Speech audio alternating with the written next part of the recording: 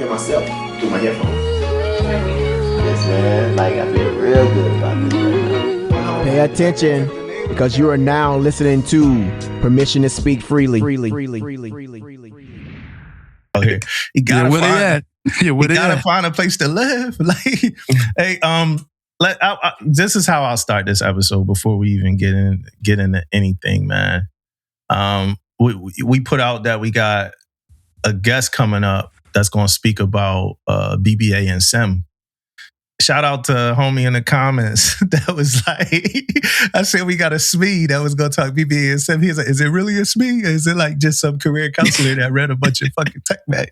Like, yo, bro, if we say it's a SME, it's a SME. I'm like, did you notice that my Navy HR reposted our post? Like, I don't know, did y'all notice that? I didn't see it.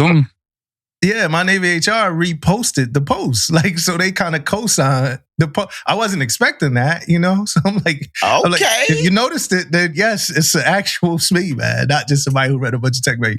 But I say that to say that we've been asking for questions, right? And I'll put Makel in this category too. So I'm about to throw a shot at you super early. Navy sailors, right? So let's go back for a second. Remember the last McPine, he did an AMA? I remember that. Y'all remember that? Yeah. He did an Ask Me Anything on Reddit? Yeah. I didn't know what AMA meant until you said it. But I saw you quiet. So you know why he couldn't get to all the questions, right? Nah. But they was long. Like, they was long as hell. People, if I can show you, I got 5 screenshots from one question about SIM BBA from somebody. Yeah. 5 screenshots. And then I told him, I said, hey man, look, I'm just trying to screenshot questions so I could send them in. Right? So I was like, can you give me a shorter question? He gave me a longer question. He gave me like Hey, Damo, I ain't gonna lie. I was looking at some of them questions that was getting sent too, man. I got tired of reading that shit too, bro. There's some long ass questions, bro. Like, bro, these ones that, and then somebody hit, he's like, yo, I don't know if you saw it. It was like, I don't know if you saw it, but like, I hit you in the comments and now I'm shooting you the email. Yeah, I saw it, bro. Like this one question. Like, this is one question from somebody. Yeah, bro. It's crazy, bro. He's like, I'm like, I saw it. But, you know, we're not responding to everybody like that's sending questions in. And also, we're going to have to filter them out. Yeah. And some of these questions, we might have to like look through and figure out what the question is, because these are long ass questions. But hey, shout out to everybody for sending us. We got mad questions. A lot of people are worried about mill to mill when it comes to SIM BBA. Mm-hmm. Yeah. A lot of people asking about mill to mill. Then the E7 joint is a high there's a lot of traffic with the questions for the E7 too. So shout out to y'all, man. It's just funny them long ass questions y'all ask. Yeah, man. Sure. What's up with y'all? Y'all good? I'm good, man. I'm having a good week this week, man. Good week, man. Yeah, y'all got those board eligible results. Got those board eligible results out, man. You know, sailors happy I put it out. You know, the one thing with the board in aviation, though, man, is like I'm trying to like get it out. I'm like, hey, CO, man, let's get this put out, man. I ain't get to put them. Man, everybody come and ask me who made board. Man, I ain't get to put that out to like freaking 1,500. Man, I had the information like at 08. Yeah. You know, but pilots, man, they flying, bro. You know what I mean? I'm not going to put it out. You know what I mean? Before the CEO know. But man, pilots being flying, bro. They be doing shit all day, man. Yeah. How'd y'all put them out then? Or how'd your CEO put it out? I ended up putting it out. He told me to go ahead and put that thing out, man. No, you shot an email or you doing both. I shot in an email and in the new leadership tool. What's up? WhatsApp. Yeah. Email straight shot. That's a new leadership tool right there, man. Shit. Email straight shot. Hey, so something happened yesterday. Like somebody called me, a listener, that like hit me up on WhatsApp. And shout out to you. The last time he called, I think he's like, yeah, I just wanted to see if you'd answer. But this time he had a real problem, right? And I don't want to get into it to respect his privacy, but AZ2 might like appreciate this. I can't get into the story too much. But he called and he was talking about like somebody at his command that was like, ruling with an iron fist. You know, and I'm like, well, let me guess. Is it the maintenance master chief? He was like, yeah, it's the maintenance master chief, right? And like I said, I wish I could tell any more of the story, but I can't. But this man got his maintenance master chief out here sounding like he John Gotti, bro. Like, there's no way. He like, yo, everybody scared of me. Want somebody had said something about him before. So like they left the command and never got promoted. Like whoever ditched this dude to go against him don't make rank no more ever. Like how much of a stronghold do this dude got in like the inner workings of the Navy, bro? Like how connected is this maintenance master chief that he just cannot be stopped, bro? That's funny. Making him sound like somebody from The Wire. Like, yo, my name is my name. Like, yeah, man. Marlo, bro. Like, his master chief sounded like Marlo, bro. I'm afraid to look. That's the furthest I could go, man. I don't need that maintenance master chief finding out who I am, bro. Like, you know what I mean? Man. I equated maintenance master chief like a mob boss, man. Yeah, and I told him, I was like, well, for maintenance, hey, shout out to the maintenance master chiefs out there. Hit us up in the comments. Man. Please hit me up in the comments. I got a good one, bro. I'm glad, man. I'm happy, man. Yeah, because that's one of the things that they ask you about AZ2. That's one of the things that when you're going up for like, you know, CMC or whatever, for me, that was one of the things that almost everybody asked me about. Like, what would you do if you had a maintenance master chief that was like more senior to you, that told you that they wasn't going to respect what you said? And boop, boop, boop. Like, that was one of the things they asked us about, man. How are those maintenance master chiefs out there? For me, I think it's good, man. I mean, I'm taking from my standpoint. You talking about? Are you asking Makel? I'm asking whoever dealt with a maintenance master chief. You dive in. I'll go let Jack do that. For me, man, I had when I first got here, I had a maintenance master chief. The only difference is for him, I felt like he was all about the mission, bro. It was all about planes and flying, and that was it. You know what I mean? That was it, right?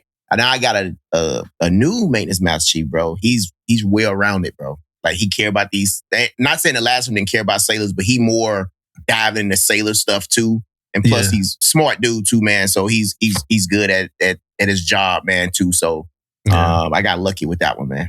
I saw how quick you said not saying the other one didn't. Like, I could tell those make the master chiefs don't be playing. You try to backtrack on that. You know why I backtracked, Damo? He listened to the pod. I had to backtrack. Hey, bro. Shout out to you, bro. Shout out, bro.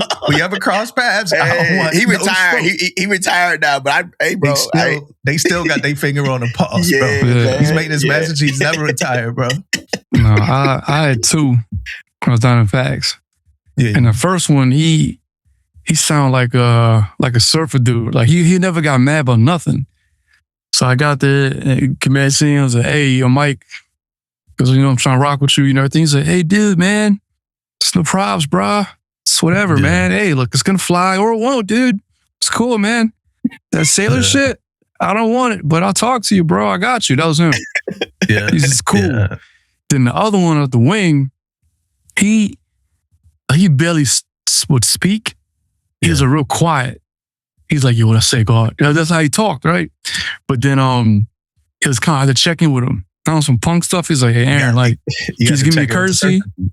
I was like, yeah, I'll check in. Like, hey, Aaron, man, hey, what you doing, man? Cool. Just check in. It's crazy you got to check in and break bread. It's like damn, bro. Like you in East LA, bro. Yeah. But he rocked me, man. He was like, yo, can I get the room for a minute? I was like, all right. He going through. Like the last episode we had, he kind of like put some stuff out. Like, hey, man, they got in quiet. I was like, all right, y'all good? All right. But yeah, man, I had my boss and I had a surfer dude. What about you, Makel? Have you dealt with a maintenance master? Yeah, I've had two. So I had one that was real quiet. I think he was like closer to retirement. So he was just riding out the rest of his time, focusing on a mission. I would say more of like just focusing on the technical side of things. So all that good stuff. And then we had another one that's real hot, like real motivated. He out there. So, but those are the two types of personalities that I've seen. I like the quiet. I'm not quiet when I'm like intimately working in that setting, but I do like those quiet, get shit done type, gritty leaders. I got something that I noticed when I was doing the seller, and then after that, we gonna kind of dive into your career. I want to do that. We don't do that a lot with like E5 and junior sellers the way we do it with like legacy people. So I want to do that with you a little bit. But before we go there, I was doing a seller of the year. We doing like the regional seller of the year board. Some things got pushed back because of Operation Epic Freedom, so we finally were able to do it. And as I'm grading the package, first off, we need to break down the whole grading sheet, right? We need to sit here. Did we do that already? We talked about it before. We did talk about it. I don't know how in depth, we talked about it. And maybe the points wasn't on there yet, but the way the grading sheet is, like, they got the point spread out, like itemized, right? So it was 40 points, this worth 7, this worth 3, this worth whatever. But the block I want to talk about is the education block. Because the education block got military, because we did talk about this. The education block got military education and civilian education. And so overall, total, the education block is worth 10 points. But the military education in that block is worth 8. And the civilian education in that block is worth 2. Oh. And I just thought that was interesting. Very interesting. I thought that was interesting. And I'm interested in y'all's thoughts. Yeah, man. I'm at the look at that, man. You saying, like, you got sailors out here with some, putting that work in school and only getting 2 points, man. Like, I mean, I know it's a, a life thing where you're getting your education, you're doing all that, man. We always talking to sailors about, hey, better yourself, get your education, do this and do that, and it's only worth 2 points. And and I'm a big component of thinking everything is done for a reason, right? So now, are we talking about at boards in Millington now? Is we talking about school gonna be, don't mean as much as, military education? I don't know. But, a lot of things be done for a reason, man. So what do you think? So out of, like, let's say it had to be 10 points. What do you think it should be? Like, how you think it should split out? I think it should be split 50-50. I would have at least did it 50-50 because we want people military education to be up there too, though. We want them to look forward to getting a military side done also. If you give it more on the civilian education, then that's all we're going to shoot for, So, and that I think that's just a human factor sometimes, man. Like, we're going to go for where the most points at. That's what we're going to dive into the most because that's going to get me the most points. So I think if you put it 50-50, then it's kind of like a little neutral thing going. That's just my opinion. What you think, Aaron? I can't in good conscience. I don't agree that it should be equally 50-50. I think my man answered that John like Bill Clinton. I can't. If I see, good conscience. I can't get conscience. If I see an associate's, a bachelor's, compared to a PNP cert, Lean Sigma, SCJPME, I'll have those the same. But if I see a master's degree, I can't. The amount of time balancing, that carries more weight to me. I will go to the point system, but I'm looking at it, I'm just kind of like, come on, man. We just graded this past week. I'm just like, nah, man. Because as a student, I feel, we was talking with KD yesterday, last week. I'm like, yeah. So associates, bachelors, all the stuff up to masters, I think should be the same. But, college is hard, especially active duty. Pursuing that, nah. What carries the weight? Like the degree or the amount of time you spent to get the degree? Like what part of it you saying carries the weight? The grind to get it. It is a grind now. I ain't gonna lie to you. The grind to get it. I'm not talking about everyone shitting out AI papers. Nah, but I mean, the people, it takes time. You get home from work and then you got to be a parent. And then, all right, I have to do discussion posts. I got to do this paper. We was talking about, yo, man, it's a nice Saturday. Your Saturday is done if you got to crank out something after a long week. You think you can come home and work. Like Dom, like say, man, your commute's long, right? You pick up Mari. If you had traffic. Pick up Mari, but it's not long. It ain't long. It's used to. All right, well, when it was longer, right? If you had a longer commute, you get home, pick up your child, you get dinner going, all these things. Oh, and then you got to check in with the spouse or the missile. Just take your own time. It's a lot. I'm not saying military education doesn't carry that. It does. But that's kind of in a military, that's in a work to work setting. I knocked out my SG JPMEs during lunch. Like, hey, I'm at the 30 minutes, boom. Yeah. Niggas smart. I did it, bro. Yeah. I'm on I guess the way my brain works, like I'm on a fence with a lot of those points, man. And so, cause it's like, let's say you got another job. Like, should you get extra points for having another job? That's grinding. That's moonlight. You just hustling. You can try and get your bread up. That's it. Yeah. Like, I'm like, now I put time in on this podcast. Should I get extra points because of that? Like, in my book, you do, man. Thank you. But like, I'm on the fence, and I can't wait to hear Makel's answer. I'm just on the fence with it, because I think that military education is very important. If we get it the right way, if we do it the right way, I think it is important. And if I'm going to school, if I'm getting my master's degree in something that has that's not going to do anything for my military career, I don't was I taken away from putting in time into military stuff? Fam, writing college papers and doing research, it makes you better on the job. It does, in my opinion, based off of it makes you a better communicator. It makes you measure your words better. Hell, doing a discussion post, I think it makes you a better listener if you're actually doing them correct. Yeah. It's, like I said, these are points I'm not going to debate or not. I got my own. What's when you think, well, I asked Jackson, what do you think of military education outside of PPMEs? Like, what do you think? What's been told to you as CDBs, or what do you think of military education? Military education, I think of any Navy e-learning courses or JKO courses. That's what I think of military education. So if you doing, there's a lot of courses on it. If you do something to build yourself up, like what are some courses you think somebody would do, and you see it in the package, and you'd be like, yo, man, that's a great initiative. That actually was some bang for buck education. I can't think of any Navy learning courses. I know they're out there. I haven't dove into it like that. I feel bad saying that. PMKEEs, blocks 1 through 6 or 1 through 7. And then they have a couple of those. So they have an introduction, and then they have another one. I forgot what it's called, but those courses are pretty long. Yeah. The China Corps joint. The China Corps, the China Corps joint came out, 3 years ago? That's and right. It's extensive. Yeah. All right. And I think that's an important thing. And I think somebody should get credibility if they did it. I haven't talked to anybody that said they did it, not saying that they didn't, but that's a good one, But like I said, I'm on a fence. But what's your thoughts about it, Makel?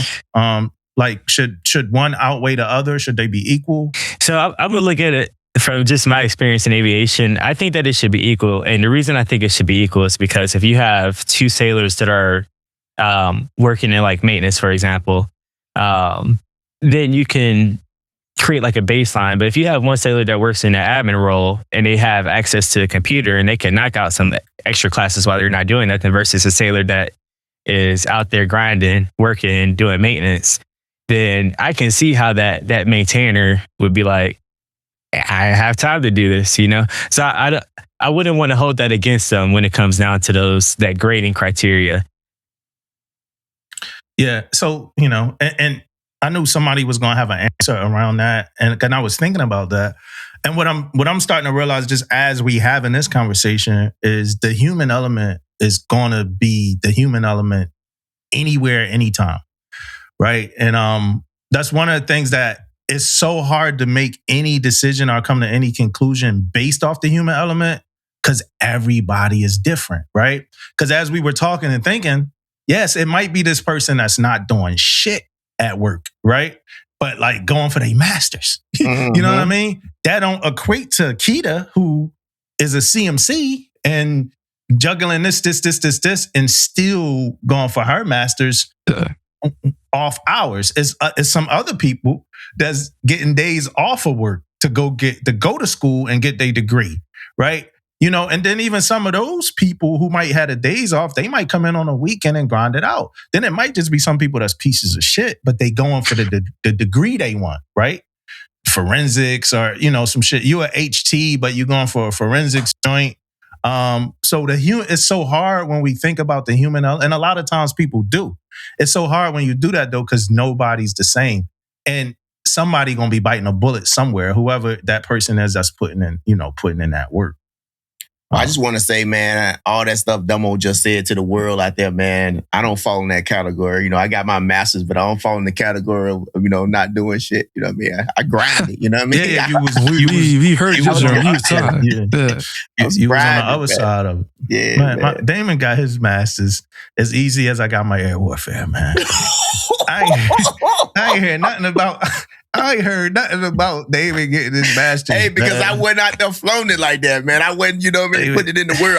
I was on the grind, man. I wasn't, talking about it. It was like the people that take the Ozempic, they disappear for like 6 months, then they just pop back out skinny. Oh, I was grinding, man. I was in a constant caloric deficit. I was counting these macros, baby. How you pop out with him?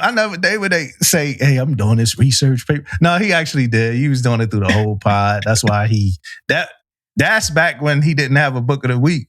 He's like, I can't do no book of the week. Oh, I remember that. Yeah. Don't know why now, but that was back. He slipped that one in, though. Aaron, he slipped that one in. Hey, I know. He like 98 Hove, man. He would get the gym, man. I'm in the gym now. I'm working on my shots now. Hey, Makel, man, let's get straight into it, man. You answered this before we started, but where you from? Jacksonville, Florida, Duval. What side? You got to put it on. I'm in the north side right now. North side. And you're from there? No, I'm not from here. I'm originally from Chicago and Houston. I lived in both cities for about 10 years. And so which one, if you had to pick one? I would say Houston. Do that. I would say Houston. Okay, Houston. Okay, nice. Houston. All right. So Houston, Chicago, Jayville. And like what made you, so what was, matter of fact, where were you like 1 to 10 and then 10 to 20 or whatever? Like how'd that work out? So I was born initially in Oak Park, which is like right outside of Chicago. And then I lived out there for a couple of years. And then my mom was like, hey, we moving down to Texas. I want to go to Texas. And then we got all of our stuff and moved down to Houston. And then we lived out there for, I would say that was like while I was going through high school and all that good stuff. And that's where I enlisted out of. What year were you born? 2003. Okay. All right, cool. Hey, look, I'm not listening. Most Damon, of the you sellers, hear this, man? Bro, most of the sellers at my command was born the year I joined. Yeah. Most of them. The average seller at my command is 20, y'all. So most of them was born, I've been in 19. Most of them was born in 07, bro. It don't make no sense. But all right, so you born in 03. Damn, 03, man. What I was in the Navy 5 years, bro. Right. 03 was what Pump It Up came out. All right, so 03. 03 off Chicago. What was growing up like out there? That was pretty cool. We didn't really so when I was probably 1, 2, 3 years old, we were on the south side and then we moved out to the suburbs.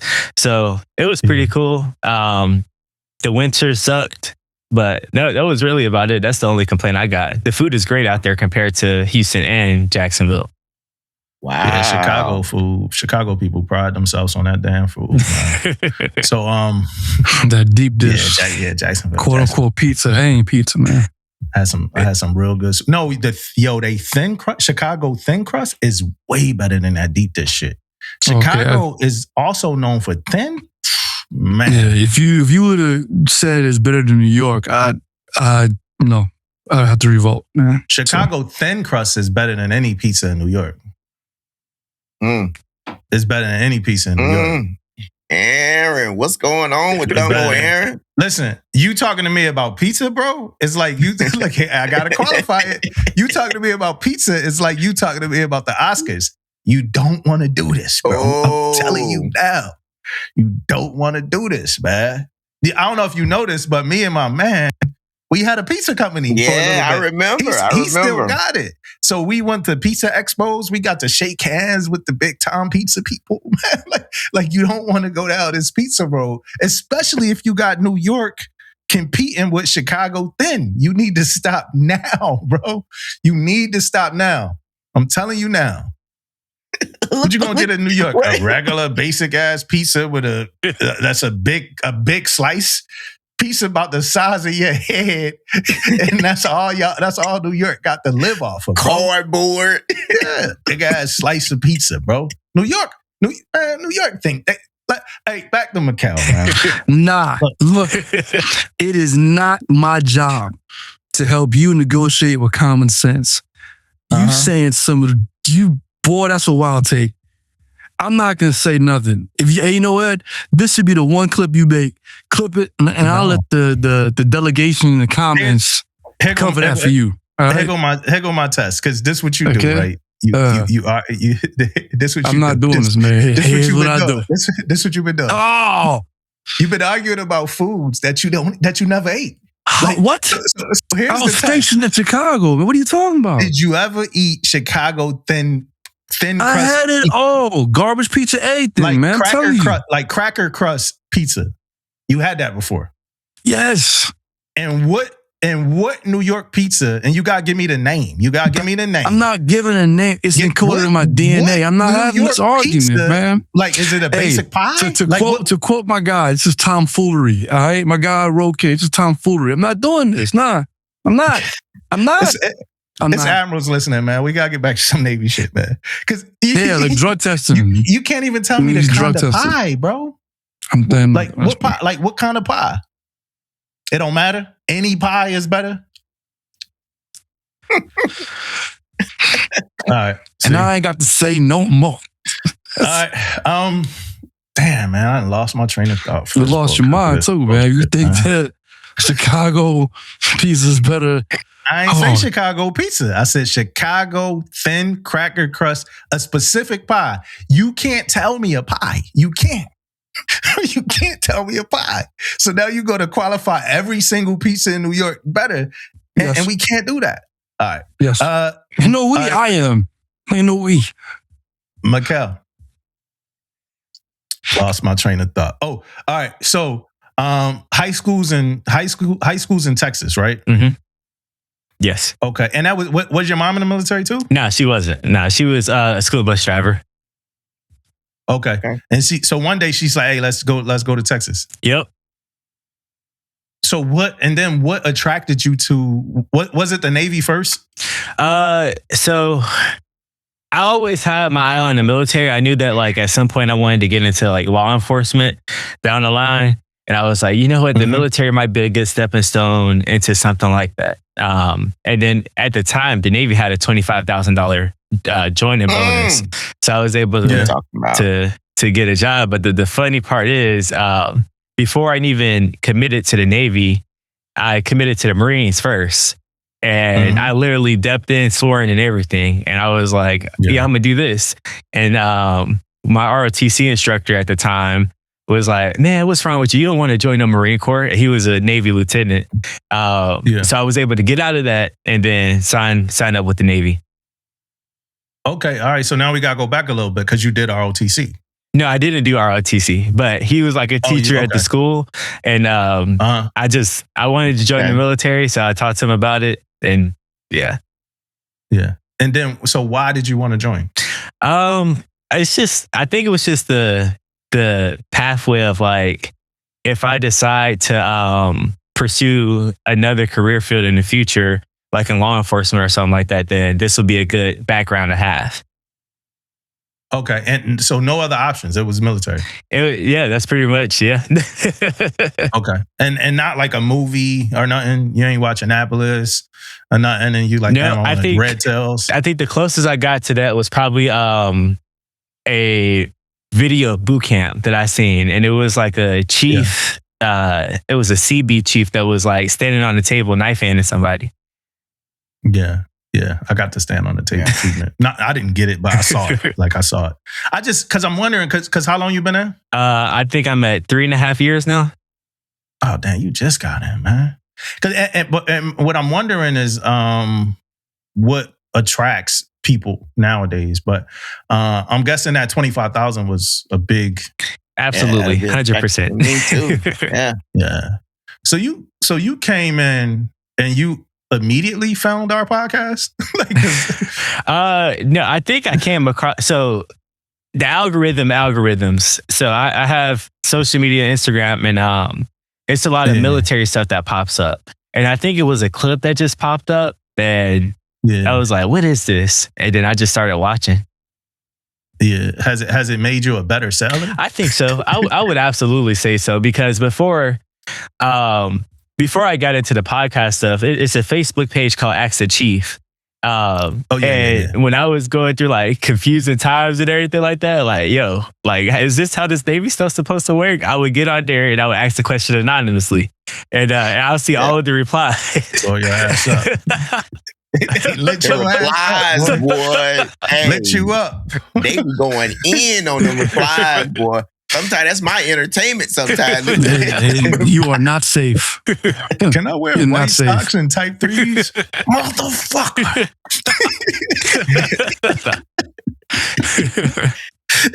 But that was my initial thing. Just ask the questions on there. But I would say a combination of that and finding this podcast has made me a better seller. That's what's up, man. That's cool as hell. All right, so 3.5. So you go through. So when are you in boot camp? So I joined boot camp in June of 2022. Okay, damn. So that's after COVID and everything. Mm-hmm. Mm-hmm. Damn. All right. So June of 2022, and then how was that experience? Whew, I was there for a minute because I couldn't. I was there for a minute because I couldn't swim and I was terrible at running, so I kept getting pushed back because of those two things, and then I eventually got it.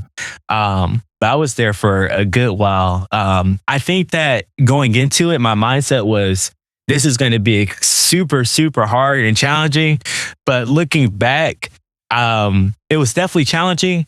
But I wouldn't say that it was to the level that I was initially thinking that it would be. Yeah. So if you went back now, my bad, Damon, I'm gonna shut up. If you went back now, right? Could you think you could pass the swim now?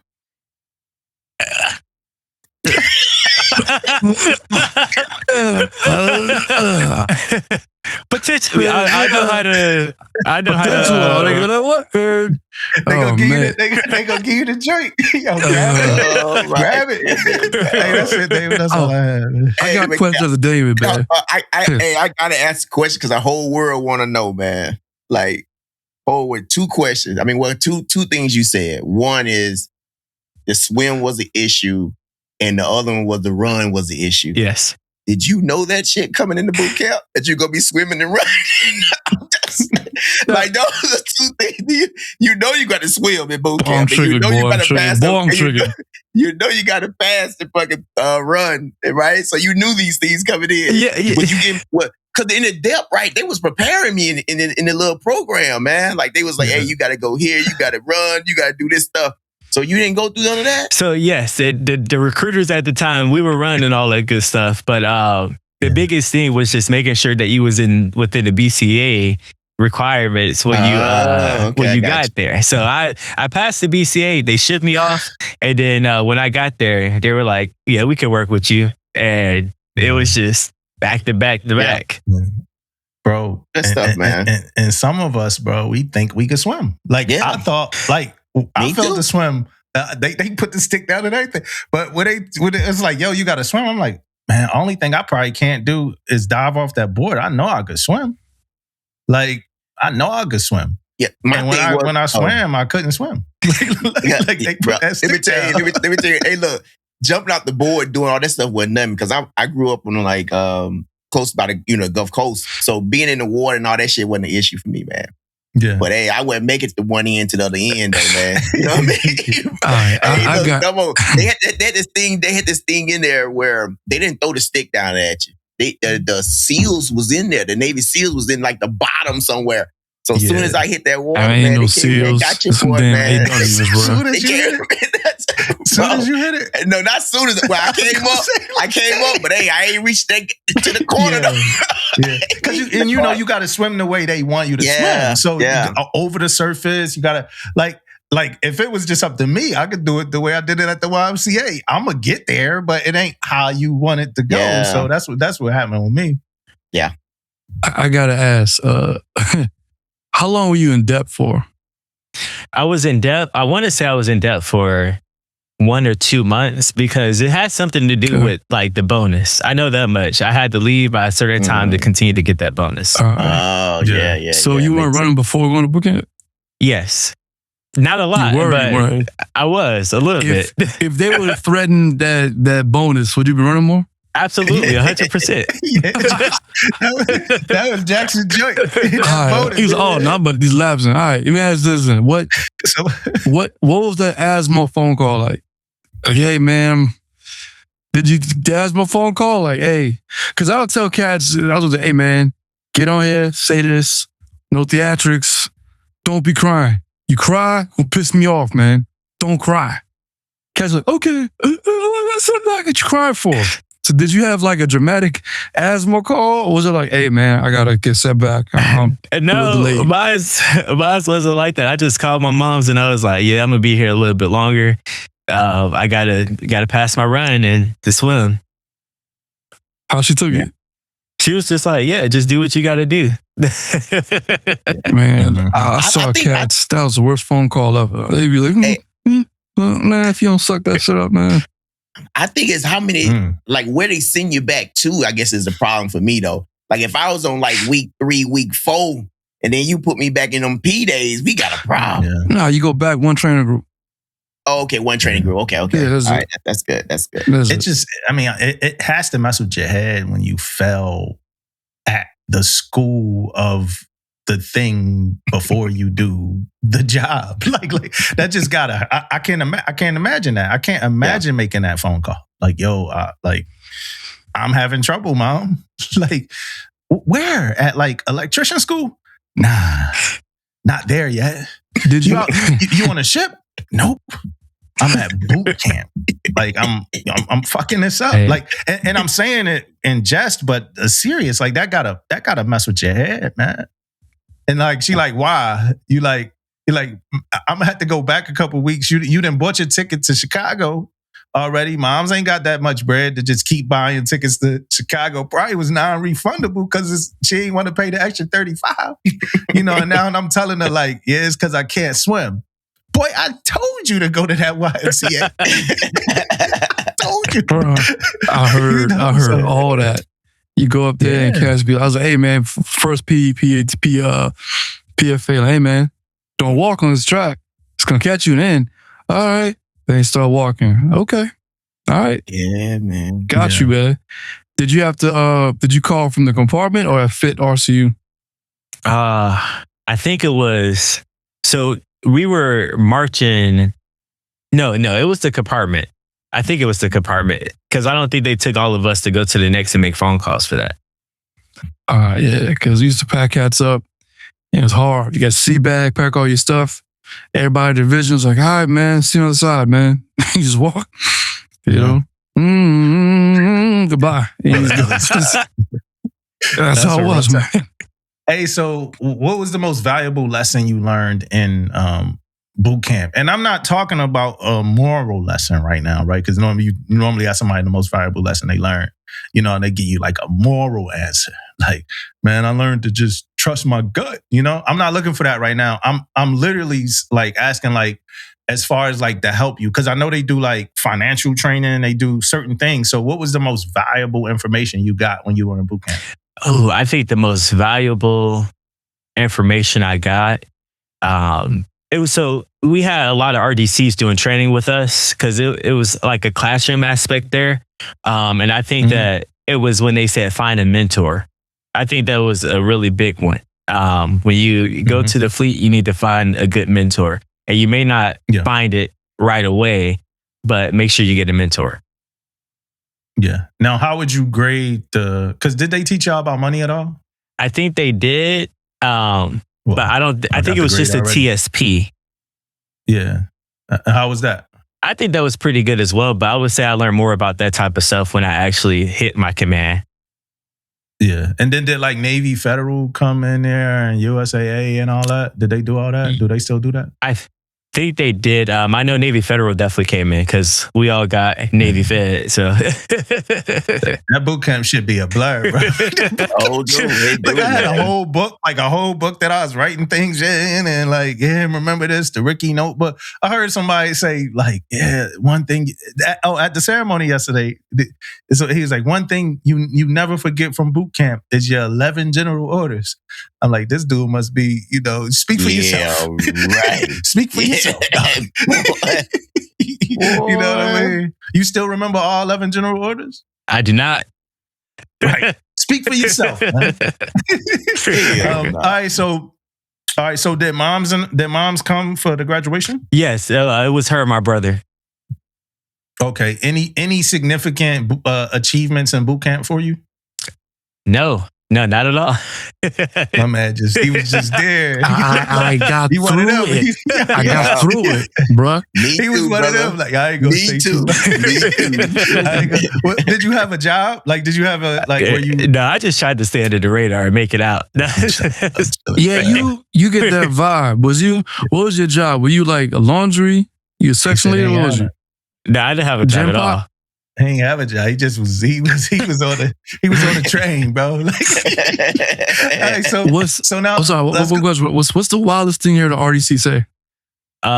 You safe now. What's the wildest thing you heard them say? The funniest thing you heard them say? I had to think about that one. The wildest thing. Oh, I would say this was more so funny. Don't say the name. Just say what they said. It was the RDC and she was like, y'all need to start courtesy flushing. I should have walked in here and it's smelling like that. Yeah. Y'all was stinking up the damn head. That's a unique kind of smell, boy. Right. Yeah, especially that type of head. All right, so let's go A school. Let's go A school. Did you have a job in A school? In A school? No, I interviewed for a job, but no. You ain't get it.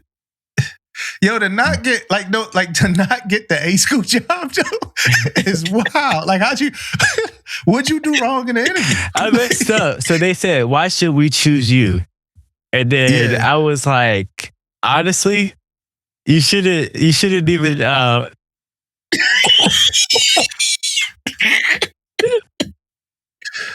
I said you shouldn't choose me. I said you shouldn't choose me because I was just trying to be humble and everything like that. Like, but oh my. Yeah. Well, we know why you. We know why you didn't get chosen. He just told us not to pick him. So, and this was like wasn't this like other people in A school too that was interviewing you? Yes. No, it was the chiefs and then the first classes that was doing the interviews. And what was it for? I forgot what it was called, but like it's like the person to be in charge of everybody for the A school class. Oh, you didn't want that job, man. He was like, I ain't being charged with nobody, man. Like, I just made it through boot camp without having to do this. I'm not about to do this. Tell me good job. Good job now, man. That was a good job. You did good. That man said, look, I'm getting to the fleet, man. How was A school? So my A school was in Meridian, Mississippi. It was... It wasn't a lot to do out there though. It was a mall. Went to the mall a couple of times, but other than that, I saved a lot of money in A school because it wasn't a lot to do. Yeah. But now you in A school, right? And how old are you in A school? I think I was 18 or 19. All right, so you around the same age as everybody else. So you in A school, and as most everybody else. So fresh out of high school, fresh out of boot camp, a little bit more freedom than boot camp. You on your own. I know it's some like new experiences that you're getting out there. Absolutely. Right? And what were some of those? I think It wasn't. I would say it wasn't a lot to do though, because it was. I mean, maybe the barbecue. That's about it. Yeah. But like it really wasn't a lot to do out there. Yeah, but now it's a social scene, though, right? Yeah. It's some type of social scene because, like, if I remember anything from A school, it was social politics, right? And this, it was honestly, when I think about it, it was honestly my first time, like, being an adult, like my first time dealing with being an adult. Like, yeah, in Philly, you grow up fast, and we was already in cars, and we was already doing things like, trying to be in girls' faces and stuff like that. But at A school now, I don't have my mom's house to go back to. It's me, I'm on my own, and I'm trying to, like, in Philly, I inherited my social status because I had friends that we grew up together, right? Now at A school, I'm not with them. I'm by myself. Don't nobody care that what side of Philly I'm from, what block I'm on, what street I'm on. And now I got to do this. I got to carve my own lane and life out by myself. And this is where it all started. And I'm 18, 19 years old. I'm a young person establishing myself in the world. And that's when I think about A school, that's what I think about, right? And who am I going to be? I was kind of a clown at A school, but I was also, I was not a clown too. So it was like one of those things where, I'll be funny. So, but what about you in A school? What was your like social kind of thumbprint, if you understand what I'm asking? I think my social thumbprint was I would talk to everybody. Like, and we had Marines there as well. So I would just talk to everybody, get to know everybody. Because everybody came from like all these different types of backgrounds and have different experiences. So it was just meeting everybody and taking it in. And then also on the flip side of that, I was just trying to get this Navy thing down. So I got a lot of mentorship from like the instructors that were there as well. So I think for me, it was just trying to understand everything and what it is that I should expect. Especially because I got orders to short duty command, and a lot of my peers were going to sea duty right off the bat. So I was just trying to make it understand as much as I can about my job there. Yeah. And so what was your like biggest, like when you look back, right, and you think about it, what was your biggest misconception about the fleet?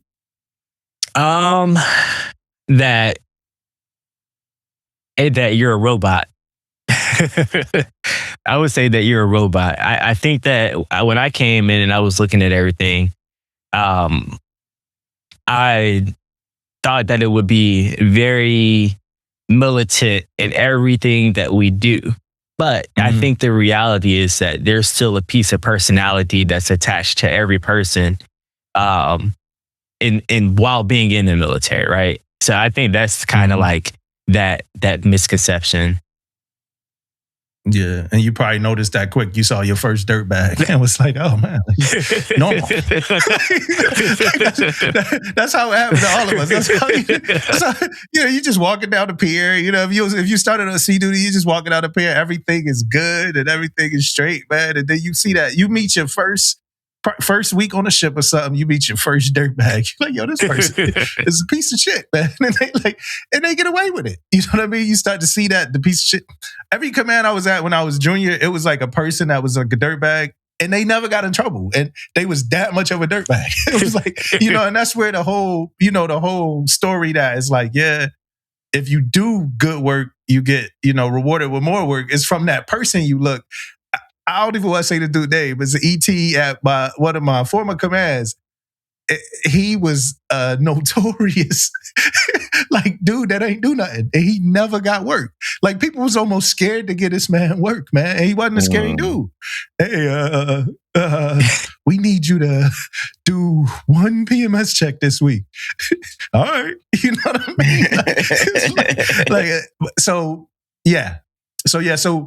So now you get out. How did your friends that were going out to sea feel that you weren't going out to sea first? Or was that even like, or did you feel worse? Like what like, so this is where my brain is.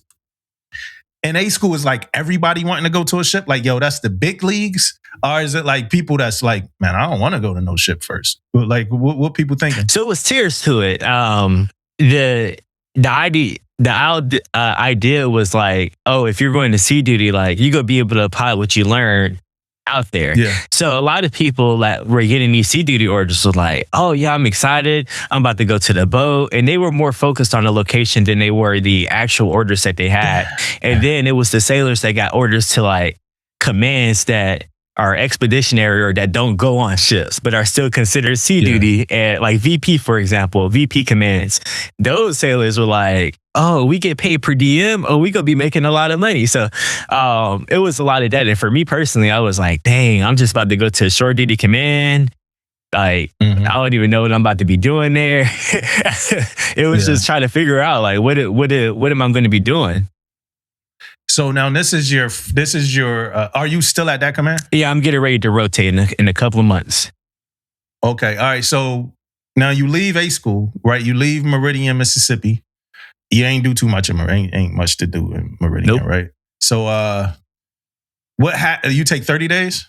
I don't think I did that recruiter assistance program. I think I got like 5 days from that, which is funny because my recruiter didn't even give me the memo that I needed. So it used my 5 days of leave. But that was that's that what paperwork, boy. Damn recruiters. Then, luckily they keep everything, yo. If you I think like recruiters keep a lot. They like little file cabinets, man. You might be able to find some.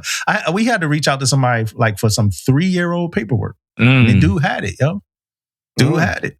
And it was his homie. He like, hey, that's my man. Like, I'm like, all right, man. Dude hooked it up. I'm gonna find it for you, Master Chief. All right, so you went back for 5 days and you did the assist recruiting?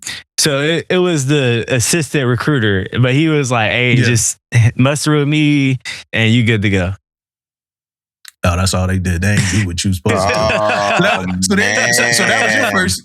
That was your first dirtbag right there. Yeah, first dirtbag right there. That's crazy. Hey man, you home, man. Take advantage of your time, man. You only got 5 days. You know what I mean? So all right, so you go back home, you go see family, right?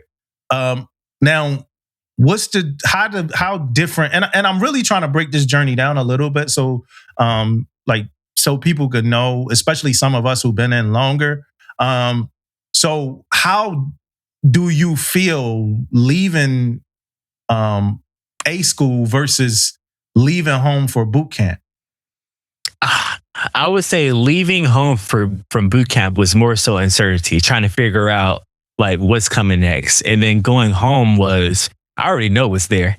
You know, not much is changing. I mean, maybe a couple of new buildings that were built that I didn't see before, but I was just excited to like so that like my friends, my family can see like, yo, he made it. Like he actually made it through, you know? Yo. That's it. Whenever I think about like military and my youth, I think about the movie Dead Presidents, man. And I think about like when Lorenz Tate, did you ever see Dead Presidents first, Makel? I did it. Nah. Watch it. You like movies? Not for real, but I'll check it out. All right, just watch it. But I think about when Lorenz Tate came home, man, and I had my whites on. I had my summer whites on. I got pictures in front of the church with them on, taking pictures with the preacher. Like my mom paraded me around town, bro. You know what I mean? So, and I was proud. Like Cotton comes to Harlem proud, man. Like Prince Ali. You know what I mean? Like, so yeah. So, you know, so I think about it. So you go home, you're proud, and then now you on your way to your first command. And now what's in your head now as you're thinking about going to your first command? You nervous? What? Yeah, I would say I'm nervous. Just trying to still figuring out this whole Navy thing. And luckily one of the people that I went to boot camp with, he also got orders to that same command. So I hit him up and I was trying to get an inside scoop into like what it was like, what the work schedule was going to be looking like. My sponsor was pretty cool. He was the one that like picked me up from the airport, all that good stuff. So I was just trying to continue. Shouts out to the sponsors. Shouts out to the sponsors, man. Very important. Very important. I was just trying to figure this Navy thing out. Yeah. So what are you? And you said that like 6 times now. What are you trying to? And I know you are, right? Just from how much I hear from you inside like PTSF, like messaging and stuff like that. What is it that you feel like matter of fact, let me get to this question I got, and then I think we could kind of figure it out from there. What does it mean when you hear the term play the game? Play the game? Yeah. Like when people be like, you just got to play the game. When I hear that term, I think of, the being overly motivated. That's what I think of when I hear playing the game, because you got getting by, you got doing your job, and then you have the people that go above and beyond that, right? And when I hear playing the game, I think you trying to go above and beyond a little bit so you can kind of stick out a little bit more, and having that same attitude with everybody that you interact with. What do y'all hear? What do y'all hear when y'all hear the term play the game? For me, man, when I hear the word play the game, I kind of question a little bit, man. It's just like bells and whistles goes off when somebody tell me to play the game. I feel like something is happening, bro. Like, you know what I mean? Like what you mean play the game, man? Like what's really going on? I be trying to find out what's going on. Why are you telling me to play the game? I feel like it's always a reason behind those words, right? Mm-hmm. So that's what I try to figure out. If somebody says that to me, my brain goes and start turning and then bells and whistles start going off, and I want more information when somebody tell me that. I think that's how I look at it. Yeah. I equated, two sides of it. As a junior enlisted person, I think it's like knowing what you have to do to advance, how to progress without ruffling too many feathers. That's how I would hear it. Now, I don't like saying that. When people say it, I'll say, no, it's like knowing your surroundings, know what you gotta do, who's in the zoo, so to speak. You know, my dumb analogy is do what you gotta do to survive all 6 seasons of the show. You know, I'm like, if you watch Game of Thrones or you watch what was the joint? The Walking Dead, like, there might be times where you're right, but you gotta make sure you're the right person to say something, to do something at the right time. Yeah, and also, Damo, just to add to that real quick, is also, I think it depends on where you at in the Navy too, what it means. Right? When I was younger, I'm more like with Aaron, like, but now as I'm a little more seasoned, now when you say play the game, I'm most definitely asking questions. It's kind of like one of those things, man. Like the times changed a little bit with me. Yeah, what's up, Aaron? Well, I want to ask Makel, when he said something that stuck out to me. It's not no. Hold on. Before you do that, I want to talk.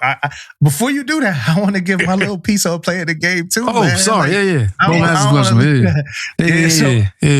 Somebody shared a video with me of a young lady in the Army saying that somebody in the Navy told her, like, yo, you just need to play the game. That's how you succeed at the military. And when I first heard her, like her real, I didn't like where I thought it was going to go, but she took it to another place. She kind of said everything Aaron just said.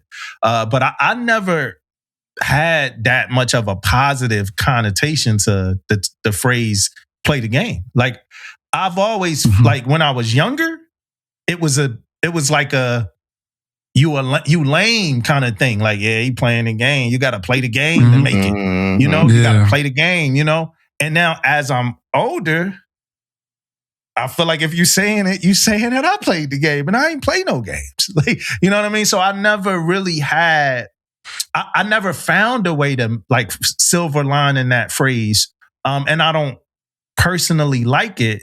I haven't personally liked it until I heard this lady, and I wish I had the clip, but I didn't, until I heard her word it a little different. Like, so she worded it more the way Makel worded it, more the way Aaron worded it, and more the way you worded it, Damon. I never, and I'm more pessimistic, but I never heard it in a good light. So I never looked at it like that. But yes, there are things that you could do, right? The recipe is there. Like Aaron said before. The recipe is there. All you got to do is cook it, right? And with that said, like things might not come at the time that, you want them to come, but mostly anything you want is going to come. And then if you in one of them rates that's jammed or locked up or something, that's a part of it too, to know your rate is jammed and locked up. So get out of that shit. You know what I mean? Like, go officer, go do something else. I mean, and this, I'm sure some people would be upset hearing that. But if you're trying to promote and you're trying to go the furthest you can, your rate might not get it done. I remember when CS2, it was like, yo, you wasn't about to make CS1. You know what I mean? Like, what up? No, I'm saying, yeah, like you talked about if your rate's locked up and people say play the game. I'm like you. I don't like the default connotation of that phrase. Yeah. There's a silver line. There's a positive, like, hey, you know your ECP. You have a good CDP. You got a good mentor. Yeah. You got a good running mate. You keep good company, right? Yeah.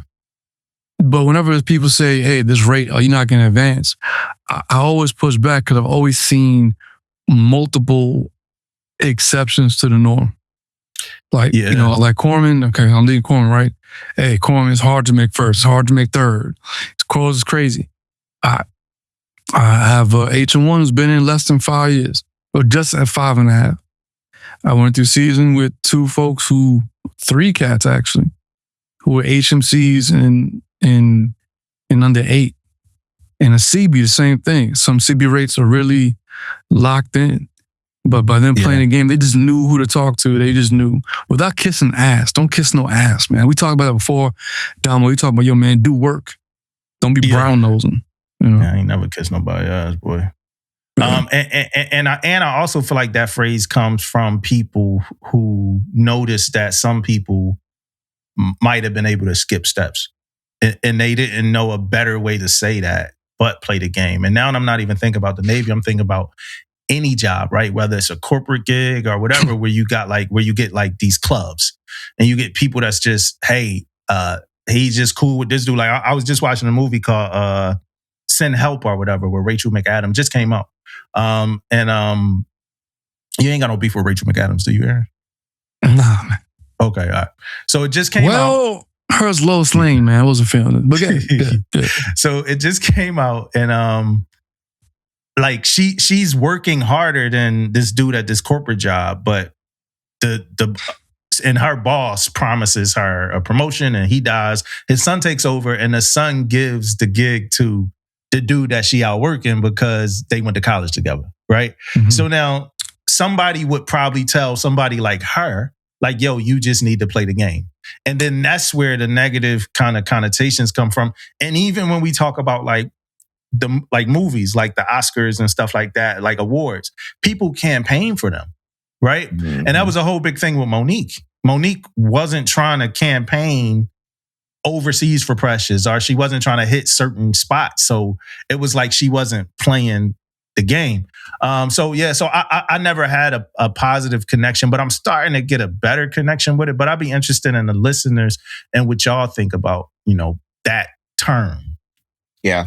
And also, I think playing the game too is kind of falls into when you're talking about things you don't want to do, right? When you don't want to do this, but in order to achieve, say, chief or whatever, first class or whatever, it may say, hey, you need to do X, Y, and Z to get a better eval, right? And you like, shit, I don't want to do that shit. But somebody might say, hey, man, go ahead and play the game. You know what I mean? Go ahead and knock them out to put you in a better light or whatever the case may be. So I think it's kind of falls in there a little bit too. Yeah, and it's not a game, right? It's just doing the things that you need to do to get to, exactly. You want to win an Oscar, you got a campaign. You want to, it's just doing the things. Yeah. Where I think the Oscar one is a little less than any other job or whatever, right? All right, so back to your first command, right? So you get to your first command, you had a good sponsor. What was your first lesson at your first command? And this is a moral lesson, like your first moral lesson at your first command. My first moral lesson, I would say, don't put too much faith into people based off of face value.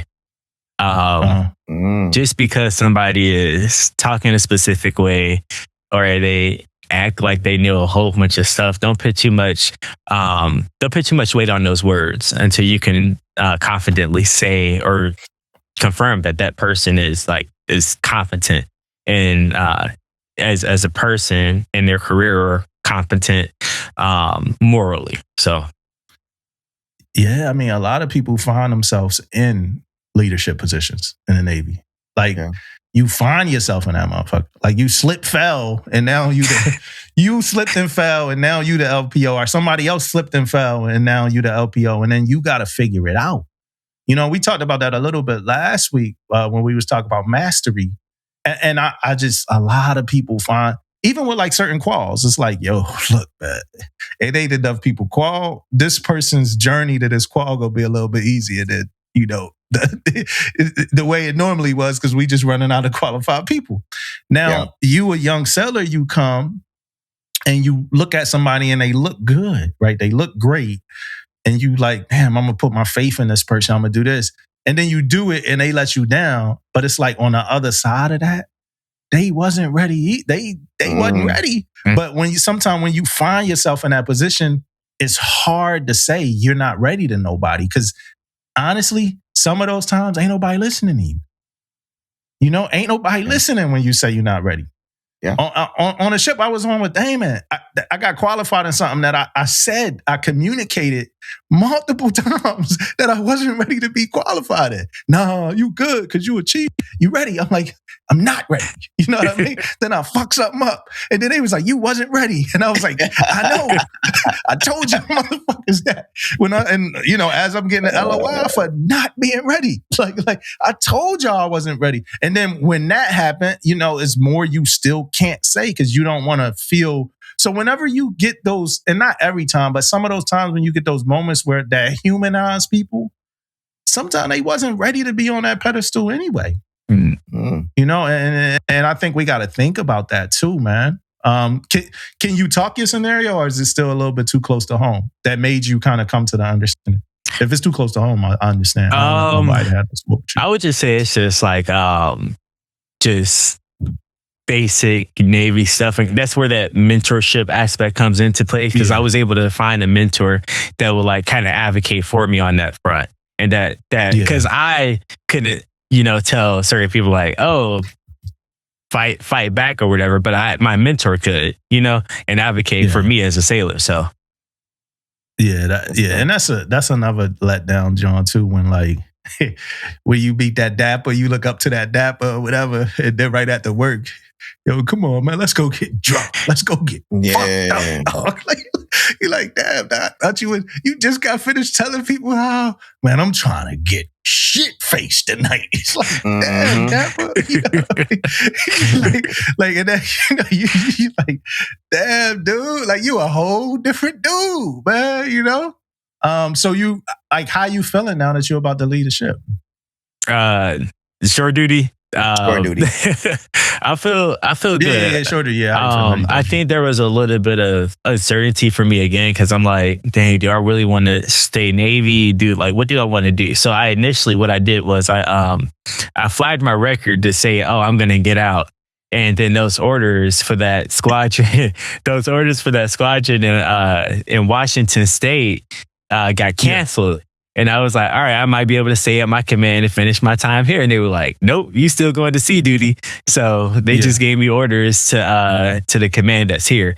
So I think that all in all, though, now I don't feel as bad as I did before, because I know people at the command that I'm going to be going to next. I still got that dog in me. I'm still motivated. And I just might be like, hey, you know what? I'm gonna ride this thing out. So that's where I'm at right now. I got a question when you said that, man. So I went to you. Hey, I just want to know, did you play the P33 game? That's what you wanted to do? Like, wait it out and see was those orders gonna get canceled? How did you play that game? Because you got your record flag.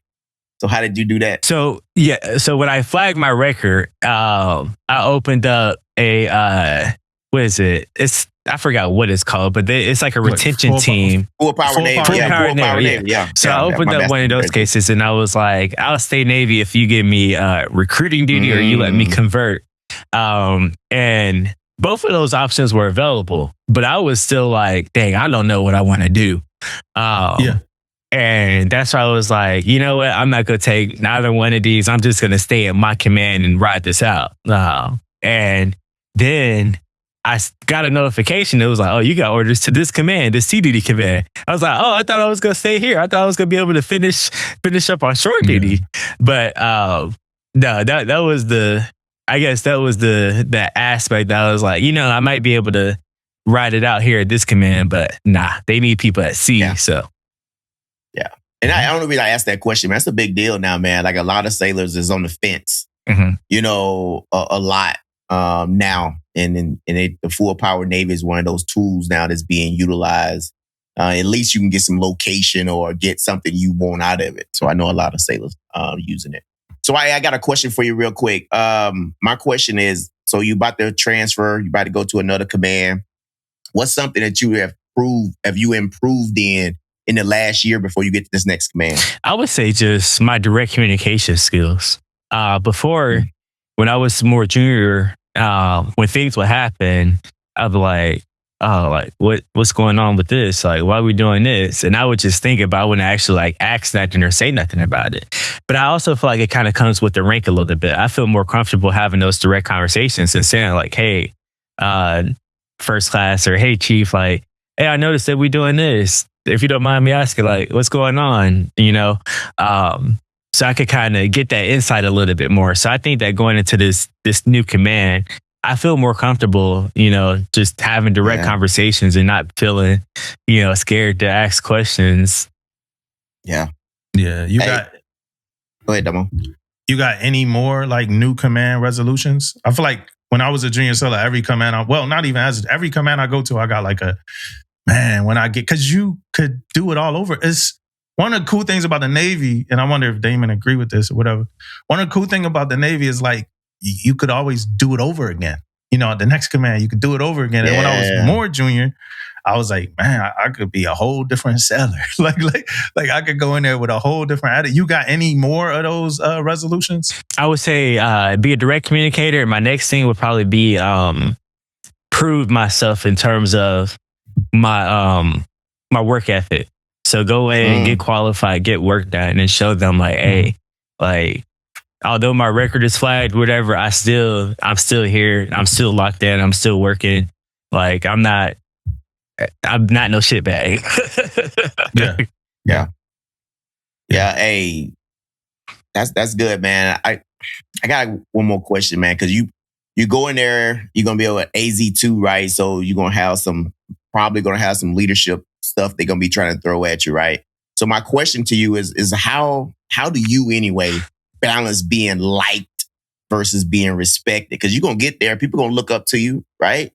They're gonna wanna see what you about. So how is about, and a lot of people want to be liked, you want to be liked, but how about the difference between your being liked versus being respected? What you think about that?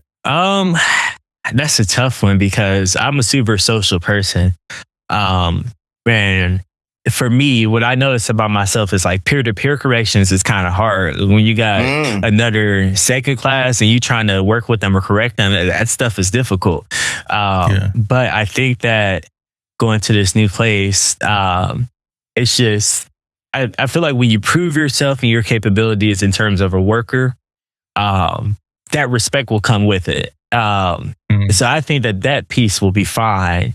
But as far as like the accountability piece, if I have to hold people accountable, I'm gonna have to do what I got to do. I can't not do it just because I don't want to lose that respect. So, yeah, I will tell you this, man. When it comes to that peer-to-peer, man, when you get there and you kicking some ass and you doing the things you need to do, you will find out real quick it's easier to hold other people accountable because they gonna respect you in that regard, right? You might automatically, if you get there, and you one of the team players, you one of the guys, I think everything else start falling in place and start being easier. And then a lot of time that come with experience too, though.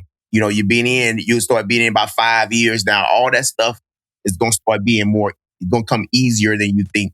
Mm-hmm. Yeah. All right. So you made me think of a question. Hey, shout out to the junior sailors that's listening. We love y'all. Do junior sailors correct each other for uniform infractions? Based on my experience, no, absolutely not. Yeah. It depends. It depends on what it is. So I've seen people walking around with like no blouses straps on, early in the morning, like, yeah, I'm gonna let you know, but like, hey, you ain't got no blouse and straps on, right? And like, oh yeah, my bad. I'm about to go to my shop and fix it, whatever. But then like, if it's other stuff like uniform being too tight or hair potentially being AirPods, they got AirPods. Yeah. Like that stuff that I'm like, all right, like you walk past a whole bunch of other people, they didn't say nothing. I'm probably not gonna say nothing either. Hey, Damo, and aviation is the worst. Boy, I'm calling all y'all out, aviation. Man, I come in here, man, they walk around all type of ways, man. It's crazy walk around, man, in the aviation world. Yeah. I'm telling you. And how do y'all look at correct? Like, how do y'all look at getting correct? Because so when I correct people about uniforms, I don't approach it like they the worst person in the world or they fucking up. I normally approach it like I'm giving them some training and like making sure they're in the right uniform in respects to what the Navy's regulations are, right? So that's normally what I'm doing. Like, hey, like my XO would come up to me and be like, hey, CMC, like, is this right or that right? And I'm like, no or yes, right? And she takes it well. But for young sailors, is it looked at like you getting like picked on or nagged, or is it looked at like the person is trying to help you out? I think it depends on the severity of the correction. So like if you have somebody walking around with a chain out, like, okay, that's an easy fix. Like nobody go think about that too long. But when you have a sailor and we just go say nail length, then that's going to be like, this chief is trying too hard, or this first class is trying to be all extra. Like they care about this, but they don't care about that. So I think that it just depends on what it is. Yeah. And that's why you got to be in shape, yo. Some people probably not going to get that, right? I don't want to explain it though, but you got to be in shape to correct people, man. People less likely to push back on someone like, you got some size on you, man. I'm like, nah, might fall back on this one. Nah, my point is that, like Makel was just saying, like, yeah, he want to correct me on my air range, but this motherfucker weigh 250 pounds. 85, he need to get a standard fight coming. There's something that Makel said some time ago, and he said someone is like, you're being overly motivated. And then he said, this cheap first class might be an extra. And for me, I've been called extra my entire career for different reasons, right? But now I was a badge of honor coming. I'm like, you know what? If I'm extra, that means you lax. So for like a young sailor or anybody, like no one wants to talk to a person to correct them. They go out here and police blouse and straps and this, but if you see something that's so egregiously stupid and nobody says anything, eventually that one actually moto person is going to say something and it's going to bring heat for everybody. So I'm like Damo, like I'll come, hey man, you know about this? Or hey, what's up, man? Tighten that up. And then a person catches an attitude, then that's when I match and then exceed energy. I'm like, all right, shut the fuck up. Look, man, this is the reason why I'm telling you this. Yeah. Don't get mad at me. You get mad for being an asshole for thinking shit sweet. I want you to close your eyes and find a time that you got it fucked up thinking that you could be this stupid on purpose. You're extra, see? Now, if you just talk nice and we was cool, it wouldn't escalate to this. So fuck you now. You know, it's just, I get tight about that, man. Sorry, man, I blacked out. People like, oh man, I don't want to. Like, man, I don't want to tell you this shit. No one, you know. So somebody, and this don't happen that much for the young sellers. Somebody at my command, they came at me sideways, man, and it wasn't really like sideways, but it was like they had a folder and they was trying to track the folder down, right? Yeah. Like. Now, I don't keep shit in my inbox, and I'm proud of myself for that right now as a CMC. I was able to do it as a chief. I was able to do it as a senior chief on a carrier, and I was proud of that. But now I'm even more proud as CMC at Ceremonial Guard, where sailors come and go. At least 3 sailors transfer every week. At least 3 sailors come every week. So I'm proud that I still don't keep shit in my inbox. So, but like some sailor came to me like in one of the P-way, and he was like asking me like he pretty much had a shit that went through and it was like really important and it was hot. But like whoever had it before me had that shit forever. Like, but I ain't even have it no more. It was already like at the XO. But, and he was like, yeah, CMC. I'm like, yo, I don't have it no more. And he was like, yeah, I'm just saying it's super important. But he started kind of like a little bit being like aggressive. I'm like, so what you want me to do? Right? That's how I said, what you want me to do, man? Like, I'm like, you tell me. And then like and this never happened before, right? And I'm glad. So one of the senior chiefs came. She was like, yo, I got him. And she took the sailor away and started like, like telling him like, yo, you gotta like chill, So that was I don't do that. I never did it. But you gotta be, for the young people, like everybody is human, right? And there's certain buttons that you could push. And a lot of us got tolerance. Like my tolerance level is to the moon. It's to the moon. But like you can't be getting aggressive. You can't be getting aggressive with people out of nowhere. Because some, like Aaron just said, some people might return that energy a little bit just to let you know. Like, yo, you can't get like this. And in the shit we came up in, that was how they got it off. Makel, like that was the normal joint. Like, hey, good morning. What's good about this morning? Because if you look at that 13-week report and you get your fucking maintenance done, hey, it's quarters. Escalate, man. Like, I'm good. Yeah, you can't be. So last week, you can't be on default 100. But let me ask Makel this, man. Two-part question, right? When y'all look at leadership, right, as a junior sailor or do y'all look at some chiefs, first class, second class, like, yo, man, I ain't telling him nothing. He from Oakland or he from Southeast DC, or like, he been to mass before. I could tell, I ain't telling AZ1 nothing, man. Yo, please don't get this man started. Do y'all ever have like certain ones you're like, hey, man, he been a restriction, bro. I ain't telling him nothing. Like, I would say, yeah, a little bit. You kind of choose like who it is that you want to go to about certain stuff, for sure. No, I mean like, hey man, just not get this LPO I'm not the one going you think crazy. I am, brother. I will take 20 years of the military and beat your ass. You understand me? Come on, but I've seen it. I've seen cats like, I ain't telling. Nah, man, come to him correct. She gonna tear your head off, man. Like, did you watch our last episode? Yes, with the CMC of the Oak Hill. Yeah. So with DRB, some cats like, I don't care about DRB. You don't faze me. And then they go and come out like, oh, damn. Would you want to see her at DRB? Absolutely not. What about Damo, David? Out of the three of us, who do you think would be the worst at DRB? The worst? Yeah, like, oh my God, I'm gonna feel bad about this. Or it would probably be you. Yeah, probably. Yeah, maybe. I mean, Makel, like I got emotional maturity and I don't. I never said that. What are you saying, man? I got empathy. Like, I got empathy. I'm on a level. I just did a DRB this week with a young seller, and I felt like I was like what's it, Lawrence Fishburne and Boys in the Hood, man. Like you're a leader. You just don't know it yet. Like I'm just giving him like advice. Like it wasn't because I mean, for a lot of reasons, like it was way past when he did the offense, and it just for a lot of like us just trying to get caught up, and so we dropped it at DRB, but he was going to get this mentorship while he was there, but it wasn't like a yelling.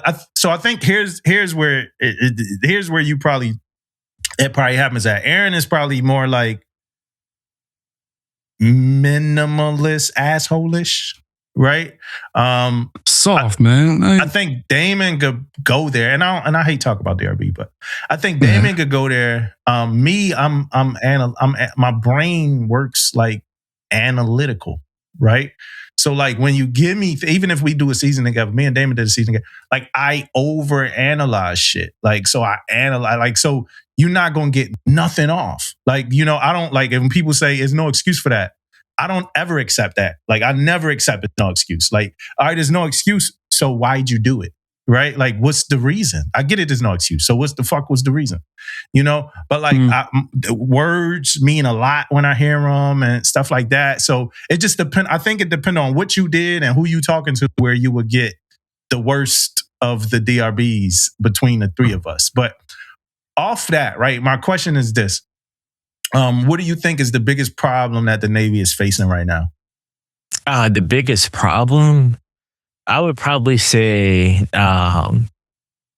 quality of life. And I think that I know that this is a problem like that the Navy is addressing, and then you got the CNO and his priorities, and it's like sailors first. But like for me, that's the first thing I think of, because being at the command I'm at now, I meet a lot of people that come from CQD and they go to their shore tour, and I hear all of these stories about the boat and their experiences on the boat. And a lot of those experiences don't sound the best. So I would say it's just that quality of life while you're out there underway or on deployment. You got an example of an experience that don't sound the best?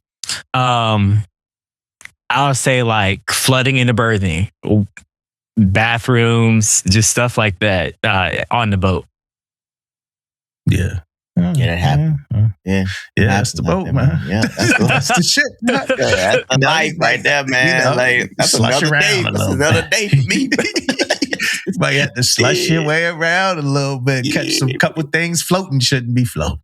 I thought you was gonna go in, and when you said quality of life, I thought you was gonna talk about some barracks stuff. How's your barracks and stuff there? You got your place out in town? I got a place out in town, but I was living in barracks for a little bit. They actually started moving like more junior sailors out of the barracks as well now, because they're going under construction. But the barracks before the construction, it wasn't that bad, but it was just some issues with like basic stuff, like stuff falling apart.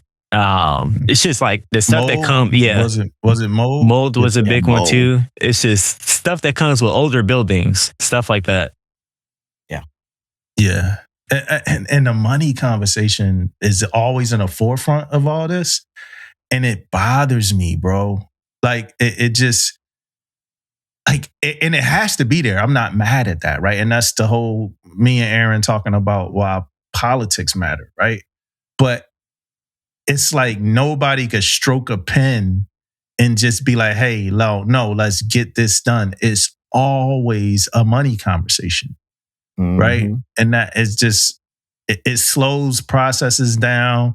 It makes people think they're not being valued, especially when we say put people first, especially when we say sellers first, especially when we say this, that.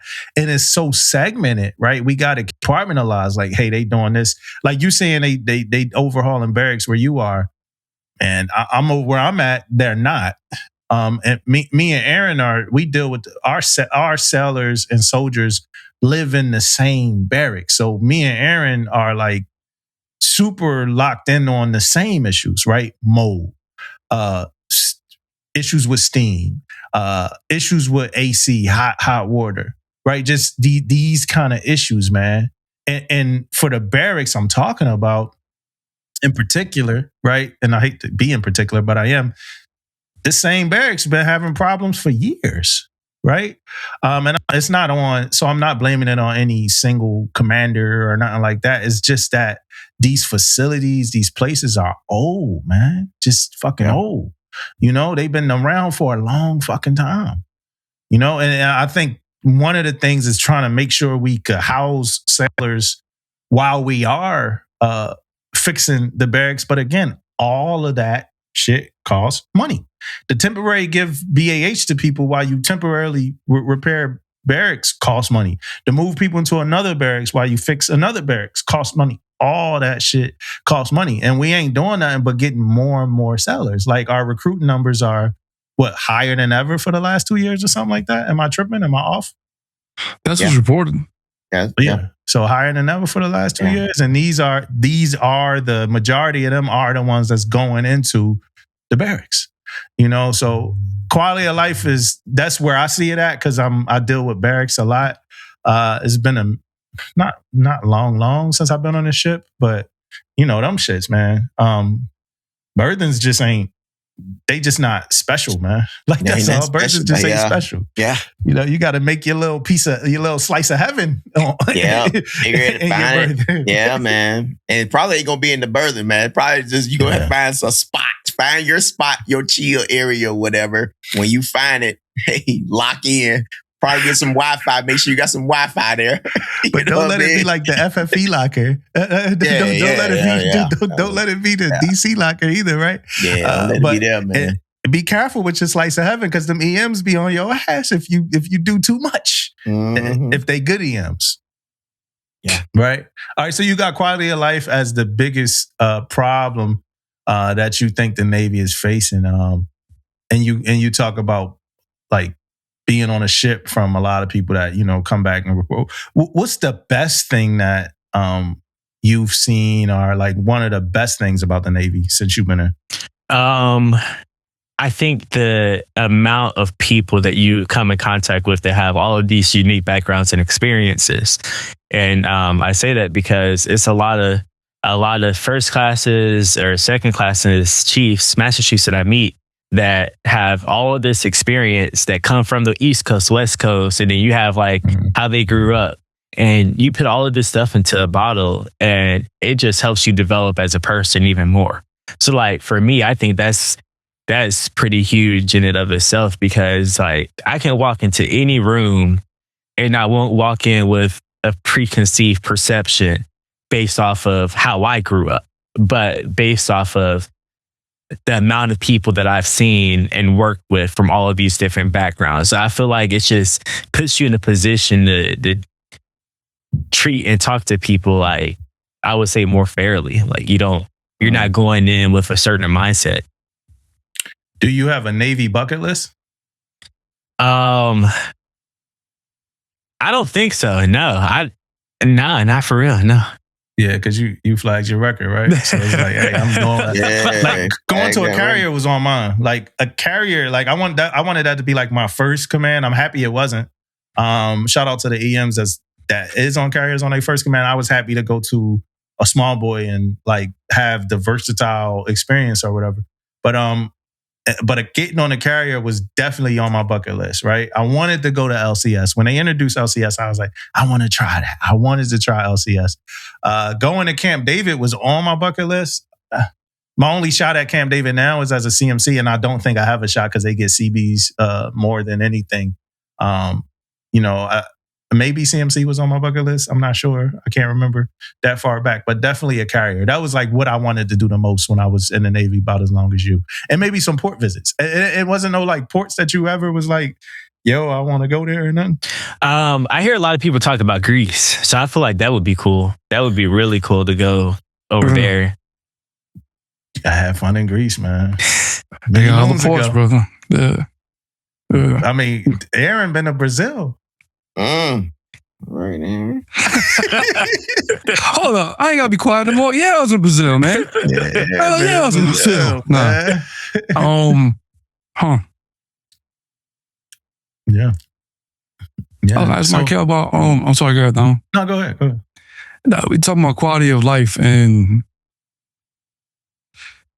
we mentioned it last pod, and we talked about it in previous conversations about what is actual expectations of what quality of life should be for a service member.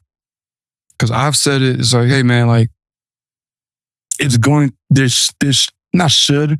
I expected. I came up and then I expected a certain level of challenges, or it's not going to be the best. I know what actual military grade is. Oh, it's military grade. Okay, yeah. I know what that means. Right? Yeah. And I wonder about us knowing what the balance is. Like, hey, man, like this is something that should not stand balanced against, nah, man, like we be all right. You tough, right? Yeah, we'll figure this out. I asked a question on a Sail of the Year board this past week. And the question was, hey, the Ford has been out on extended deployment. And we got the reports about the casualties and then the other things that affect the quality of life. Yeah. The question I asked was, how would you motivate yourself or keep people with the right perspective if you're deployed like that with the op tempo like that? And the answer that the agent one gave, I thought it was money. It was real. She was like, all right, I'm going to acknowledge this sucks. And we got to fix it. But I'm also going to put at the forefront, what do I have? What do we have? Hey, we have our meals. I got a place to sleep. I have a way forward. All right, I got that. That's in that box. Is action being taken to correct it? Meaningful action being taken to correct it? Okay, cool. All right. Let's keep going. So one question I was asking, like, how do you think people don't have legitimate like expectations, or is it kind of out of whack for people currently serving?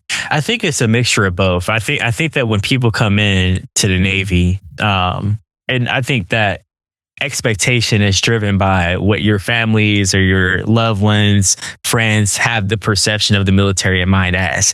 So they think, oh, you gonna be good, you gonna be retired, you gonna be making a whole bunch of money, you gonna have a house, all of this great stuff. But when you join, you're like, dang, where the house at? Where is this? Where is that?